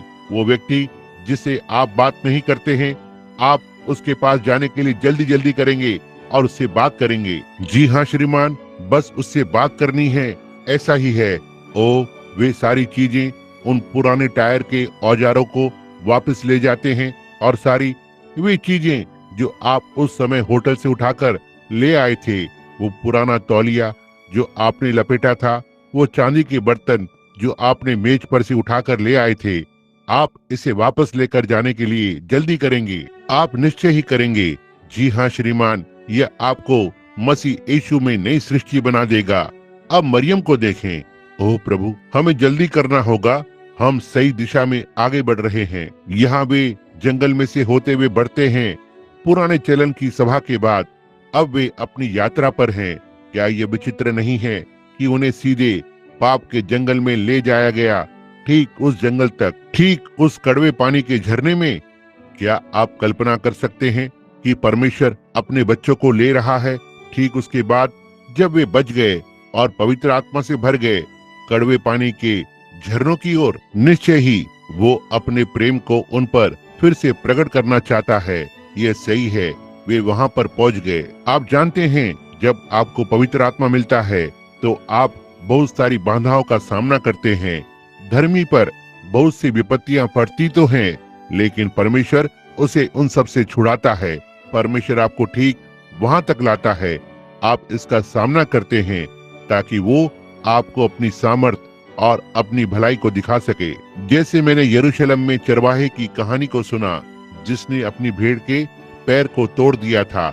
उन्होंने कहा, क्यों तुम निर्दयी चरवाहे हो, तुमने भेड़ की टांग क्यों तोड़ दी? कहा, खैर उसने ऐसा व्यवहार नहीं किया जैसे वो मुझसे प्रेम करती हो, इसलिए मैंने सोचा कि मैं बस उसका पैर तोड़ दूंगा।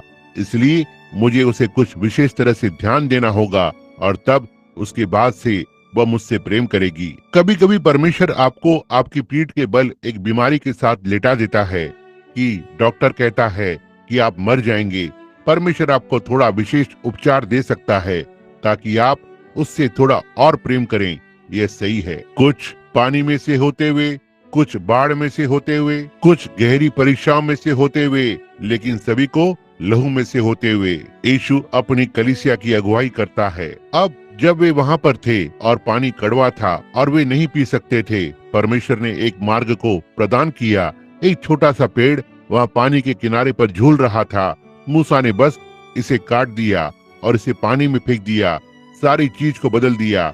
अच्छा, मीठा पानी। अब जब आप अपने किसी कड़वे पानी का सामना करते हैं या ऐसा ही कुछ और चीज का, आज रात एक पेड़ है, आत्मिक रूप से बोल रहा हूँ, आज रात गुलगुत्ता के ऊपर या संसार के ऊपर लटक रहा है जो आपके सामने आने वाले किसी भी कड़वे पानी को मीठा कर देगा। यह सही है, कलवरी किसी भी अनुभव को मीठा कर देगी।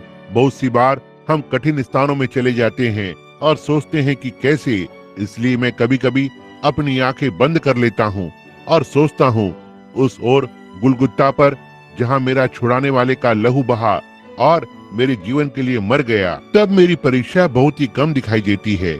मैं बस इस चीज को एक तरफ फेंक देता हूँ और आगे बढ़ता हूँ। यह इसे मीठा बना देता है। यह मेरे हर अनुभव को मीठा बना देता है। वो हमेशा ही इसे मीठा करता है जब मैं अपने मारा के जल में आता हूँ। अब हम उन्हें अब यहाँ जंगल में देखने जा रहे हैं। उन सारे बड़े बड़े चिन्हों और अद्भुत कामों के बाद बेदारी शांत हो गई थी। और पहली बात आप जानते हैं, जब बेदारी शांत हो गई, क्योंकि वे सारे आश्चर्य कर्मों के बारे में भूल गए। क्या ऐसा ही आज के लोगों के जैसा नहीं है? वे भूल जाते हैं कि परमेश्वर ने पिछले वर्ष क्या किया था, जो परमेश्वर ने यहाँ हाई स्कूल की सभा में किया। आप इसके बारे में सब भूल जाते हैं। देखा परमेश्वर ने क्या किया, हम बस इसे भूल जाते हैं। अब ध्यान दें, और क्योंकि वे एक दूसरे के साथ वाद विवाद करने लगते हैं। खैर, मैं वास्तव में हूँ, आखिरकार मैं एक मेथोडिस्ट हूँ। हमारी कलीसिया सबसे बड़ी है। मैं एक बैप्टिस्ट हूँ और मैं आपको ठीक अभी बताऊंगा। हम अनंत सुरक्षा में विश्वास करते हैं और हमारे पास ये है। हाँ, आप सबके पास ऐसी शिक्षा नहीं है। आखिरकार यही है, जब आप परेशानी में पड़ जाते हैं और आपकी पानी की आपूर्ति बंद हो जाती है। ये सही बात है, ये सही बात है। यही है जब वो वहाँ रेगिस्तान में रहता है, बड़बड़ाना, कुड़कुड़ाना और शिकायत करना आरंभ करता है। ठीक है, मैं आपको बताऊंगा जब वो पुराना पास्टर यहाँ पर था, वो पुराना प्रचारक जिसने उस पुराने समय के धर्म को इस तरह से प्रचार किया, मैं नहीं जानता कि वो सही था या नहीं। मैं आपको बताऊंगा, उसने मेरी माँ को इतना पागल कर दिया। एक रात वो घर चली गई और मैं आपको बताऊंगा, वो जैसे उत्तेजित हो गई थी। उसे ऐसा होना चाहिए था, ये सही है। ओह, मैं नहीं जानता कि मैं इसके विषय में और अधिक सुनना चाहता हूँ या नहीं। और यही है, जब आपके पानी की आपूर्ति बंद हो जाती है, ये सही है।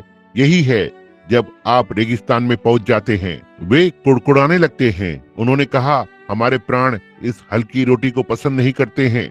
मिस्र के लहसुन और प्याज को छोड़ने के बाद और दूतों का खाना खा रहे थे और फिर भी शिकायत कर रहे थे। क्या ये कलीसिया के समान नहीं है? अब मैं पवित्रता के लोगों के पास आ रहा हूँ। आप सब, जी हाँ, आप सभी दूतों के भोजन को खा रहे थे और फिर कहा, काश हम वापस मिस्र में होते, जिससे कि कुछ और लहसुन को खाएं। क्लिंटन, मिकमेचेन और उसके वाइल्ड कैटर्स बैंड आज रात बार में जाने वाले हैं। यदि मैं उस पुरानी कलीसिया में नहीं जुड़ता तो मैं वहां जा सकता था। आप बस चले जाएं। जहां आपका खजाना है वहां आपका हृदय भी होता है। जब आपने आरंभ किया तो आपको कभी कुछ नहीं मिला। ये सही है, ये सही है। ओह, मैं ऐसा करना चाहता था या वैसा करना चाहता था। वहां आप हमेशा एक शिकायत को करते रहते हैं और वे मिस्र के गंदे पानी को छोड़कर आए ताकि युगों की चट्टान से शुद्ध जल को पिएं और इसके बारे में शिकायत कर रहे थे। उन्होंने उस स्थान को छोड़ दिया जहां मिस्र के बड़े बड़े घमंड करने वाले चिकित्सक, बड़े बड़े डींग मारने वाले और सारे लोगों को छोड़ दिया ताकि उस महान चिकित्सक के साथ हों। उन्होंने उस स्थान को छोड़ दिया जहां उन्होंने कहा कि आश्चर्य कर्मों के दिन बीत चुके हैं, उन लोगों के साथ होने के लिए जिनके पास चिन्ह और अद्भुत कार्य थे और अब भी शिकायत कर रहे थे। ओह प्रभु, जी हाँ श्रीमान, वहां नीचे निश्चय ही वे मिस्त्री, वे ठंडे अन्य जाति साधारण से लोग थे। उन्होंने अद्भुत कार्य जैसी किसी चीज में विश्वास नहीं किया। तब वे यहाँ बाहर थे जहाँ उनके इर्द गिर्द एक अग्नि का स्तंभ था। ये आज रात हमारे पास है। वे वहाँ बाहर थे जहाँ उनके पास छावनी में आनंद था, चिल्ला रहे थे, आश्चर्य कर्म किए जा रहे थे और हर एक चीज, और फिर इसके विषय में शिकायत कर रहे थे। यही कारण है कि पानी सूख गया। यही कारण है कि उनके पास खाने या पीने के लिए कुछ भी नहीं था, क्योंकि वे कुड़कुड़ा रहे थे। और आज रात लुइसविले के आसपास की कलीसियाओं के साथ यही मामला है। कुड़कुड़ाना, शिकायत करना। दया, मेहनत करने के लिए वापस चले जाओ, ऐसा ही है। तो फिर ये व्यक्ति कौन है? मूसा, जो भी हो, हमने इस पवित्र शोर मचाने वाले प्रचारक को क्यों सुना? हम यहाँ बाहर क्या कर रहे हैं? और उनके जल की आपूर्ति सूख गई। मैं मूसा के विषय में सोचता हूँ। वो महान व्यक्ति, उसे मिस्त्रियों के सारे उस ज्ञान में सिखाया गया था। आइए कुछ मिनटों के लिए उसकी ओर देखें। आइए मूसा को एक मिनट के लिए लेंगे। उस व्यक्ति की ओर देखो, वह था मिस्रवासी।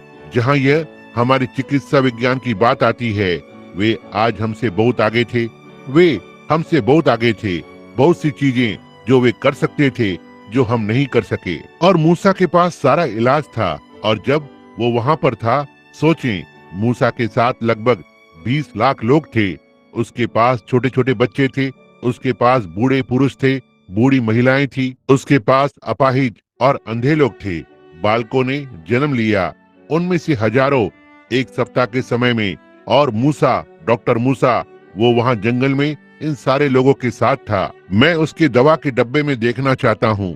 क्या आप नहीं चाहेंगे? मैं देखना चाहता हूँ कि डॉक्टर मूसा के पास दवा के डब्बे में क्या था। आइए हम दवा के डब्बे में जरा सा झांकें और देखें कि उसके पास क्या था। मूसा, क्यों? तुम्हारे पास वहाँ उसमें क्या था मूसा? क्योंकि हम देखते हैं कि जब 40 वर्ष की सारी यात्रा में 20 लाख से अधिक बच्चों ने जन्म लिया था। ये सही है। तुमने क्या उपयोग किया मूसा? तुमने उन सारी पीड़ाओं और दर्द और कैंसर और अंधेपन और बहरेपन और गूंगेपन के लिए क्या उपयोग किया?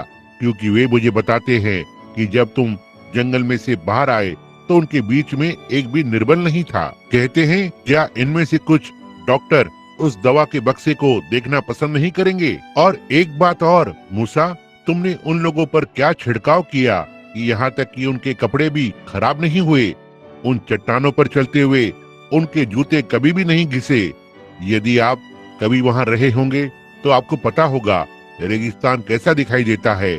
उनके 3 दिनों में एक जोड़ी जूते घिस जाते हैं और उन्होंने 40 वर्षों में कभी भी उनके जूते के चमड़े का एक टुकड़ा भी नहीं उतरा। मूसा, तुम्हारे दवा के डिब्बे में क्या था? आइए इसके अंदर देखें। मैं उसे देखता हूँ। मेरे पास एक दवा का नुस्खा है। मैं प्रभु हूँ जो तुम्हें चंगा करता है। इससे बात खत्म हो जाती है। आमीन। कहा, ओह मूसा, मेरे पिता यहाँ पर रहे हैं। वो अभी अभी गिर गए और उनका पैर टूट गया है। तुम्हारे पास उसके लिए क्या है? मुझे देख लेने दो। यदि तू मेरी आवाज की आज्ञा में रहे, मेरी सारी आज्ञाओं को माने, मैं इन बीमारियों में से किसी को भी तुम पर नहीं डालूंगा जैसे मिस्त्रियों को डाला, क्योंकि मैं प्रभु हूँ जो तुम्हें चंगा करता है। उसे यह बताओ। वो चंगा हो गया। आमीन, ये सही बात है। ओह, वो गंभीर रूप से बीमार है। मेरे बच्चे को पेट का दर्द है या निमोनिया, बहुत ही बुरा हाल है। डॉक्टर मूसा, मैं क्या कर सकता हूँ? मुझे देखने दो कि मेरे पास क्या है। मैं प्रभु हूँ जो तुम्हें चंगा करता है। इससे बात खत्म हो जाती है। आमीन। वे चले गए। ये सही है। आनंदित होते हुए आगे बढ़ने लगे। उसे बस इसी की आवश्यकता थी। मैं प्रभु हूँ जो तुम्हें चंगा करता है। 600 और उससे अधिक दैविक चंगाई की निश्चित प्रतिज्ञाएं हैं केवल नए नियम में। और फिर भी हम आज रात परमेश्वर से सवाल करते हैं, हमारे लिए न्याय का क्या अर्थ होगा? ठीक है, मैं प्रभु हूँ जो तुम्हें चंगा करता है। जी हाँ श्रीमान, यही है जो मूसा के पास था। डॉक्टर मूसा के पास उसके अधिकार में था, उसके दवा के डब्बे में जो था, मैं प्रभु हूँ जो तुम्हें चंगा करता है। इसलिए उसने सारी बीमारियों को चंगा किया और उन्हें पूरी तरह से दूर रखा और उन्हें सीधे जंगल में से होते हुए प्रतिज्ञा के देश के अंदर लेकर आया। ओह प्रभु, उन्होंने उन सारे बड़े बड़े घमंड करने वाले चिकित्सकों को छोड़ दिया ताकि इस महान चिकित्सक के साथ रहें। उन्होंने लोगों के उस झुंड को छोड़ दिया था जो ठंडे, औपचारिक और निरुत्सुक थे, कहते हुए आश्चर्य कर्म जैसी कोई चीज थी ही नहीं। और ठीक यहाँ एक अग्नि का स्तंभ उनके ऊपर मंडरा रहा था। लोग चंगे हो रहे थे। हर एक चीज और किसी भी चीज की उन्हें आवश्यकता थी, बस उनके लिए तैयार किया गया था। और फिर भी वे शिकायत कर रहे थे जब वे पानी में से बाहर निकले। लेकिन तब परमेश्वर के सर्वोच्च अनुग्रह में, उस सब में, जैसे आप आज रात लुइसविले में हैं, इस सब के बीच में चिल्ला उठते हैं। आश्चर्य कर्म के दिन बीत चुके हैं। मेडिकल एसोसिएशन पूरे देश भर में दिव्य चंगाई को रोकने की कोशिश कर रही है। आप इसे कभी नहीं रोक पाएंगे। आप भी अब रुक सकते हैं। आप अब इसे नहीं रोक सकते, जैसे आप सूरज को नहीं रोक सकते। ये सही है। यहाँ कुछ वर्ष पहले जब मैंने पहली बार जेफरसन विले में आरंभ किया था, मैं दिव्य चंगाई का प्रचार कर रहा था। यह बात व्यावहारिक रूप से वर्षों से ज्ञात नहीं थी। यह एक कठिन बात थी। लेकिन भाई, आज रात वहाँ उनमें से लाखों लोग हैं, हर जगह चिल्ला रहे हैं, इसे रोकने की कोशिश करते हैं। आप नहीं कर सकते। मुझ यहोवा ने इसे लगाया है। मैं इसे दिन और रात खींचूंगा। ऐसा न हो कोई इसे मेरे हाथ से छीन ले। यहाँ ज्यादा समय नहीं हुआ, मैं स्टैच्यू ऑफ लिबर्टी पर कुछ छोटी चिड़ियों को देख रहा था। वे बस वहाँ पर पड़ी हुई थी। वे रोशनी या लाइट के नीचे चारों ओर पड़ी हुई थी। और मैंने गाइड से पूछा, यह क्या हुआ? उसने कहा, कल रात को आए तूफान में चिड़ियों ने अपने सिर को फोड़ दिया। वे रोशनी में आ गए थे और रोशनी या लाइट उन्हें सुरक्षा की ओर ले जाती, लेकिन वे लाइट को बुझाने की कोशिश कर रहे थे और लाइट को बुझाने की कोशिश में उन्होंने अपने सिर को फोड़ दिया। मैंने कहा, परमेश्वर की महिमा हो। मुझे लगता है उसने सोचा कि मैं पागल हूँ। मैंने कहा, यह मुझे उन कुछ लोगों की याद दिलाता है जो दैविक चंगाई का इनकार करने की कोशिश करते हैं और यीशु मसीह के पुनरुत्थान की सामर्थ को। आप अपने दिमाग को बाहर निकाल देंगे। आप कभी नहीं कर पाएंगे। बस इसे स्वीकार करें और इसमें सुरक्षा के लिए उड़ान भरें। यह सही है। आमीन। चट्टान से बात करो मूसा, परमेश्वर ने मूसा से कहा, और यह उसके जल को लेकर आएगा। उसके जल को लाएगा। यहाँ ज्यादा समय नहीं हुआ, मैं एक संग्रहालय में एक तस्वीर को देख रहा था, इस चट्टान को जिस पर प्रहार हुआ था, और इसमें ऐसा दिखाई दिया कि उसमें से एक छोटी सी जल की धारा बह रही है, लगभग एक बुनने वाली सुई के आकार की। मैंने सोचा ये चित्रकार कितना हास्यास्पद हो सकता है। क्यों भाई, यदि मैं सचमुच प्यासा होता तो मैं उस चीज को पी सकता था। जी हाँ श्रीमान, क्या आप जानते हैं कि मूसा को उस चट्टान से किसे पिलाना था? सारे जानवरों को छोड़कर उसके पास 20 लाख से अधिक लोग थे। एक मिनट में लगभग 40,000 गैलन जल लगता था इसमें से उन्हें पिलाने के लिए। हालेलुया! यह मुझे उनके धर्म में किसी के बारे में सोचने पर मजबूर कर देता है। आपके पास बस इतना धर्म है कि रविवार की सुबह को संडे स्कूल में जाएं, बस जरा सी बूंद से, और आपको थोड़ा नम कर दे। मैं उस झरने के पास बैठना पसंद करता हूँ जहाँ से इतनी तेज धारा निकलती है। हालेलुया! जो मुझे अनंतता में ले जाने के लिए पर्याप्त है। हालेलुया! मैं खुश हूँ कि मैं उस पुराने नम स्थान से बाहर आ गया, उस तेज धारा के पास जहाँ वो हर समय बस यह उंडेलता रहता है। जी हाँ श्रीमान, लोगों के पास बस इतना धर्म है कि उन्हें दयनीय बना दे। खैर, मैं लगभग 10 मिनट से अधिक नहीं बैठ सकता। ओह प्रभु, वो प्रचारक कितने लंबे समय तक बोलता है। आपका उद्धार कितना गहरा है। ये सही है। रविवार की सुबह जाकर और कहते हैं तो ठीक है, मैं वहां जाकर और सुनूंगा कि उन्हें क्या कहना है। और एक जरा से जल को लेते हैं और वापस जाते हैं, और आपके पास बस इतना ही है। भाई, मैं आपको बताऊंगा, जब मूसा ने उस चट्टान को मारा, इसने सारे जंगल को जल से सींचा। आमीन। जी हाँ श्रीमान, केवल एक ही चीज, जो कुछ भी उन्हें चाहिए था, वे बस सीधे नीचे गिर गए और पीते रहे, पीते रहे, पीते रहे, जब तक कि वे तृप्त नहीं हो गए। फिर भी और जल वहां से आ रहा था, लगभग 40,000 गैलन प्रति मिनट। इसका हिसाब लगाएं, कितने लोग, 10 लाख लोग, 20 लाख लोग एक मिनट के समय में पी सकते हैं। प्यासे लोग, ऊंटों के और जानवरों के अलावा, और उनके पास जो कुछ भी था। और बाइबल ने कहा यह बहुतायत में बहता है। वो धारा बस जंगल में से होकर तेज आवाज करती रही। इसी प्रकार से यीशु मसीह पवित्र आत्मा को देता है, ना ही जरा सा नाम के लिए।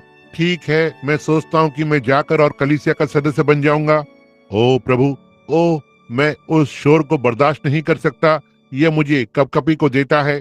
यदि आप कभी मरते हैं, यदि स्वर्ग में जाते हैं, आप तो ठंड से ही मर जाएंगे, क्योंकि भाई जब आप वहां पहुंचेंगे तो आपको कुछ शोर सुनाई देगा।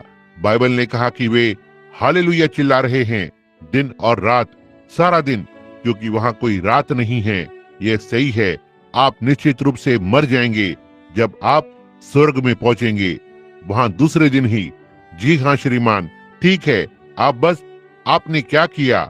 आप बस गए और थोड़ा सा नम हो गए। क्या आप उस तेज धारा के पास नहीं बैठेंगे और उसे तब तक उंडेलने दें जब तक कि यह आपको उसमें बहाकर न ले जाए? हालेलुया! वहां बीच में, और जब तक आप अपने आप को खो नहीं देते और नहीं जानते कि आप कहां पर हैं, इसी तरह से आप पाना चाहते हैं। मैं अपने अंकल पिता से हमेशा कहता था, देखो मैं तैर सकता हूँ, वहाँ यूटिका पाइक पर इस छोटे से तालाब में। एक दिन पिताजी पीछे जाकर एक पुलिया पर बैठ गए। कहा, मैं तुम्हें तैरते हुए देखना चाहता हूँ। छोटा तालाब जो लगभग इतना गहरा था। मैं चबूतरे पर खड़ा था। मैंने अपना सामान निकाल दिया और इस तरह से अपनी नाक को पकड़ा और चबूतरे पर ऊपर नीचे कूदने लगा। मैं कूदा, कीचड़ दोनों ओर से उछला और मैंने कीचड़ के छींटे उड़ाना आरंभ किया। मैंने कहा, पिताजी मैं कैसे कर रहा हूँ? कहा, वहाँ से निकल जाओ। तैरना ये हर समय कीचड़ में रेंगना है। हमारे पास बहुत सारे कीचड़ में रेंगने वाले कलीसिया के सदस्य भी हैं। ये सही है, यह सही बात है, कीचड़ में रेंगने वाले। जी हाँ श्रीमान। एक दिन मेरे अंकल मुझे नाव में लेकर गए और मैं तैरने के बारे में बात कर रहा था। यहाँ ओहियो नदी में लगभग 20 फुट गहरा पानी था। उसने बस चप्पू को लिया और मुझे नीचे पानी में गिरा दिया। कहा, अब इसके बारे में क्या है? आमीन, हालेलुया। तब मुझे तैरना था या तो डूबना था। ओह प्रभु, हो सकता है अब तो इसकी आदत भी पड़ जाए। आपको तेज धारा में ले जाता है जहाँ परमेश्वर जंगल में चट्टान को खोल देता है और बस इसे उंडेल देता है। चट्टान से बोलो, उसने कहा, और यह उसके जल को लाएगा। हो सकता है मेरे मित्र, आज रात हो सकता है आप नाश हो रहे हैं। आपको चट्टान से बात करनी चाहिए, ये सही है। हो सकता है आप हर कहीं गए हों, हो सकता है आप कलीसिया में गए हों और मेथोडिस्ट से जुड़ गए हों और बैप्टिस्ट से जुड़ गए हों और वे आप पर नाराज हो गए और प्रेस्बिटेरियन के पास चले गए और वापस पेंटिकॉस्ट की ओर, नाजरीन के पास, आगे पिलग्रिम होलीनेस के पास, और आप अब भी बिना समझ के हैं। आप बस आज रात चट्टान से बात करें, बस। क्या आप उसके साथ बात करने के लिए तैयार हैं? जी हाँ, उसने कहा, चट्टान से बोलो और वो अपने जल को लेकर आएगा। यह उसके जल को लाएगा। यदि आप बस उसे और अधिक प्रहार करने की आवश्यकता नहीं है, केवल उससे बात करें, बस मित्र पूर्व तरीके से उससे बात करें। हो सकता है आप डॉक्टर के पास गए हों, हो सकता है कि आपने ठीक होने की कोशिश में वो सब कुछ किया हो जो आप जानते हैं। हो सकता है आपने बस वो हर एक चीज को किया हो जो लगभग आपकी शक्ति में है और आप चंगे नहीं हो सकते। हर एक डॉक्टर, आप हर एक ऑफिस से होकर गए हैं जो आप जानते हैं कि कैसे। और डॉक्टर ने कहा, तुम बस, तुम्हारे लिए कुछ भी नहीं किया जा सकता है। आप आज रात चट्टान से बात क्यों नहीं करते? वो, उसके पास आपके लिए जीवन का जल है जो आपको और अधिक बहुतायत से जीवन को देता है। एक समय बाइबल में एक स्त्री थी जिसका नाम हाजिरा था। मैं उसके बारे में सोच रहा हूँ और मैं बंद करने जा रहा हूँ समय पर।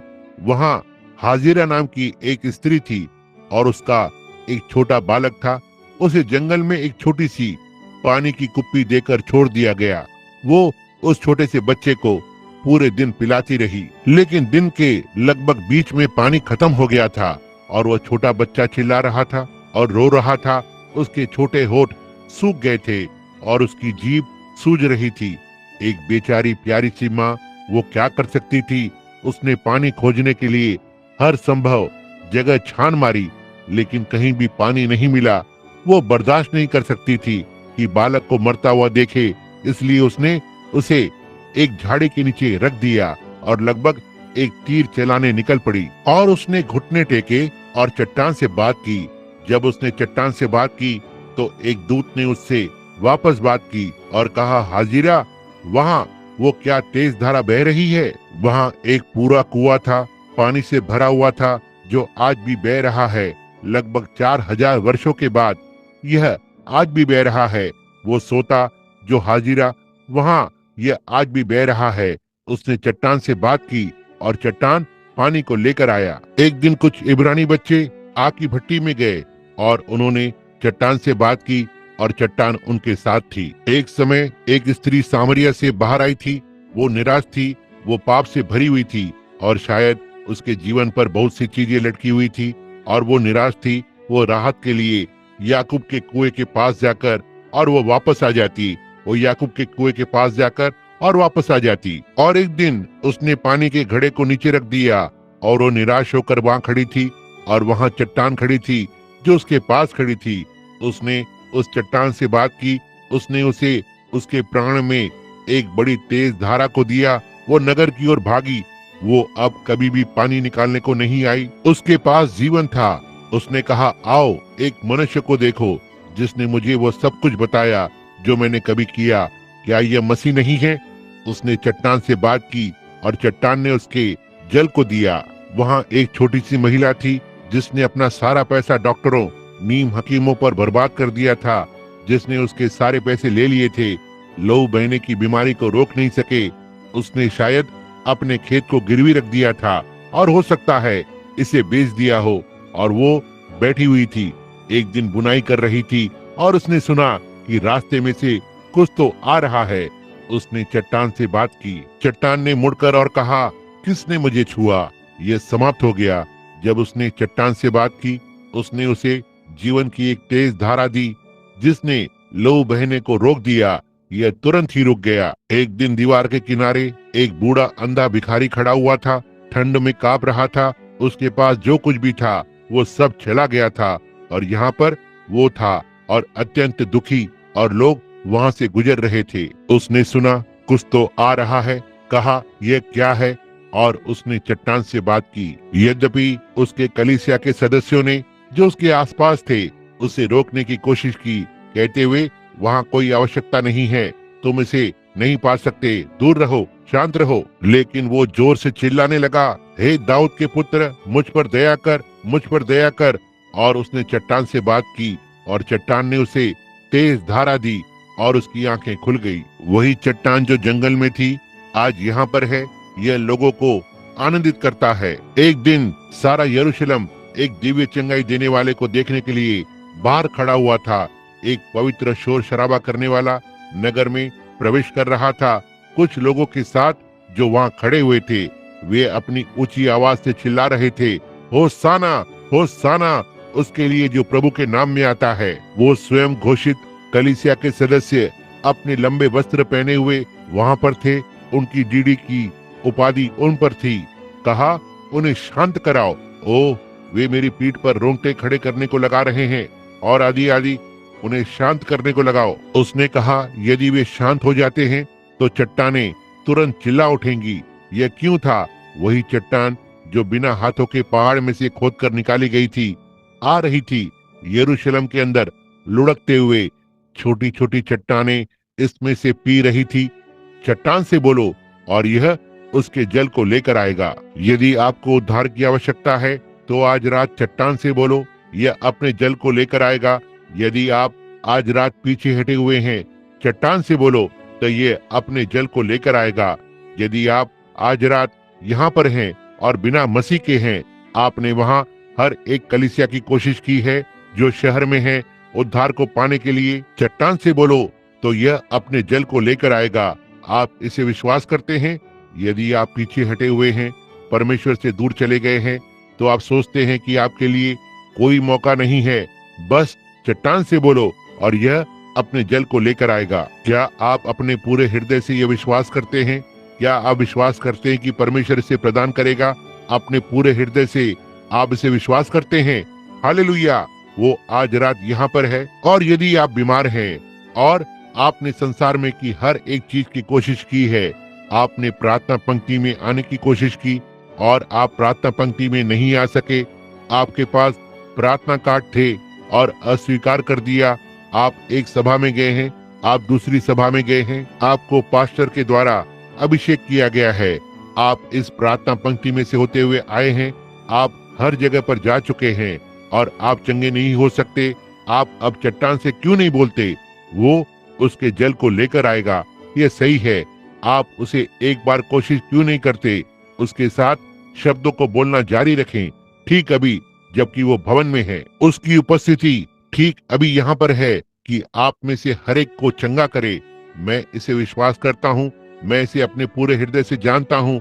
मैं विश्वास करता हूँ कुछ चीजें हैं जो मैं नहीं जानता, लेकिन कुछ चीजें हैं जो मैं जानता हूँ, और मैं जानता हूँ कि यीशु मसीह जीवित परमेश्वर का पुत्र ठीक यहाँ पर है। जबकि मैं वेदी की पुकार को करने की कोशिश भी कर रहा हूँ, ठीक अभी मेरे हृदय में वे दर्शन ठीक ठीक अभी पूरी इमारत में दिखाई दे रहे हैं। ओ, ये सही है, परमेश्वर की सामर्थ ठीक यहाँ पर है। यह सही है, मैंने उसे यहाँ पर घूमते हुए देखा है। ये मुझे एक अय्याम से दूसरे अय्याम में लेकर जाना आरंभ कर रहा है, ठीक अभी, क्योंकि यहाँ पर बीमार लोग हैं और आपकी प्रार्थनाएं हैं जो इसे कर रही हैं।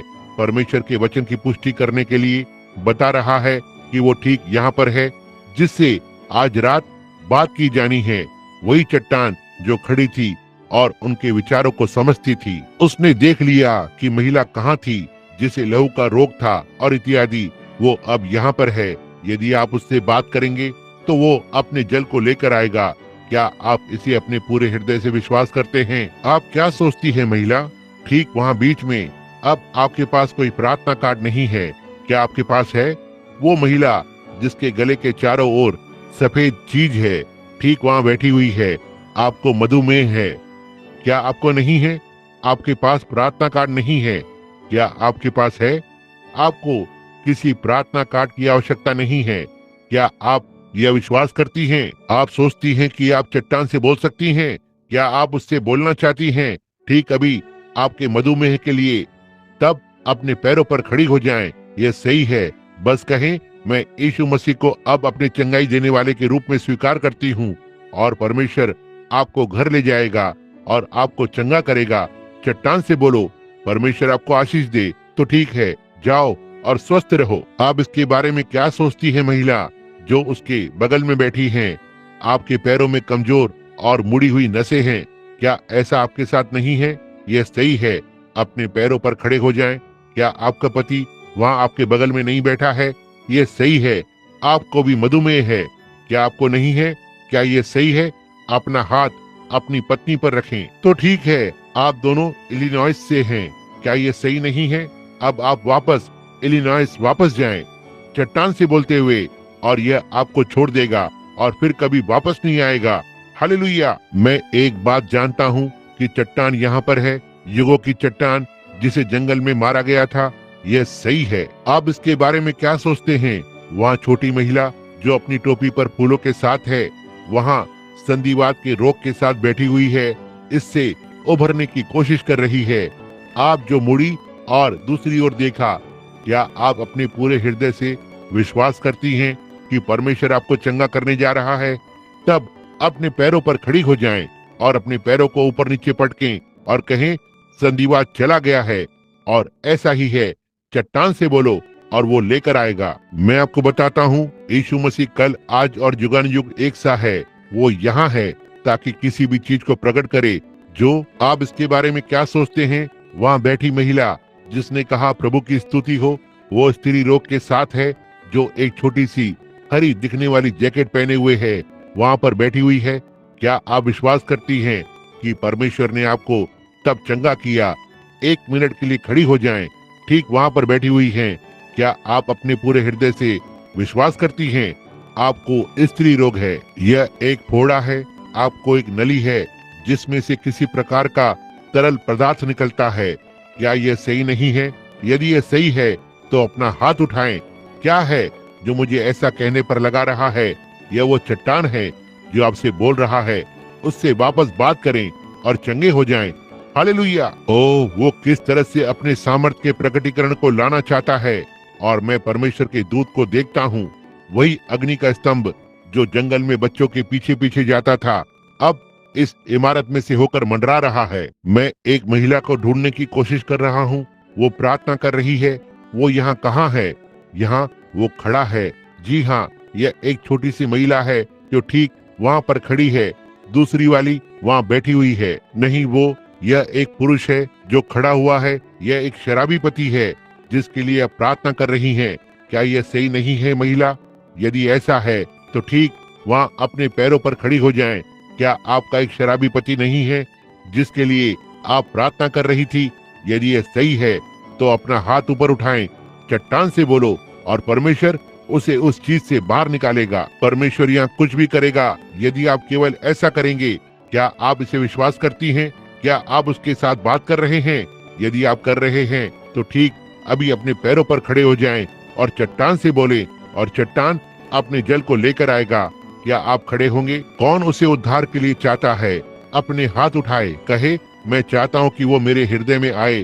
परमेश्वर आपको आशीष दे, परमेश्वर आपको आशीष दे, परमेश्वर आपको आशीष दे, परमेश्वर आपको आशीष दे। और आपको और आपको और आपको।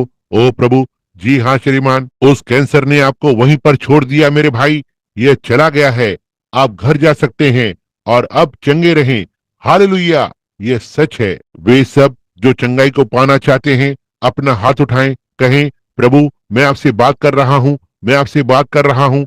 यह सही है। वहाँ वो जाता है। श्रीमान, आपके साइनस ने आपको वहाँ छोड़ दिया है, आप आजाद हैं। घर जाएं। यीशु मसीह के नाम में आप चंगे हो गए हैं। यहाँ कोई भी हो जो अब उसे पाना चाहता है, अपने हाथों को उठाकर और कहे, धन्यवाद प्रभु, मुझे चंगा करने के लिए। मैं आपसे यीशु मसीह के नाम में बोल रहा हूँ कि आप मुझे चंगा करें। हे दया के परमेश्वर, आज रात अपनी सामर्थ को पवित्र आत्मा के अभिषेक के साथ भेजें, जबकि वो अब इस भवन में है, ताकि इस सभा के लोगों पर छा जाए और होने पाए पवित्र आत्मा हर एक अद्भुत कार्य को करे। होने पाए आज रात कोई बीमार या अपाहिज व्यक्ति इस भवन में ना हो। होने पाए आप हर एक को यीशु मसीह के नाम में चंगा करें।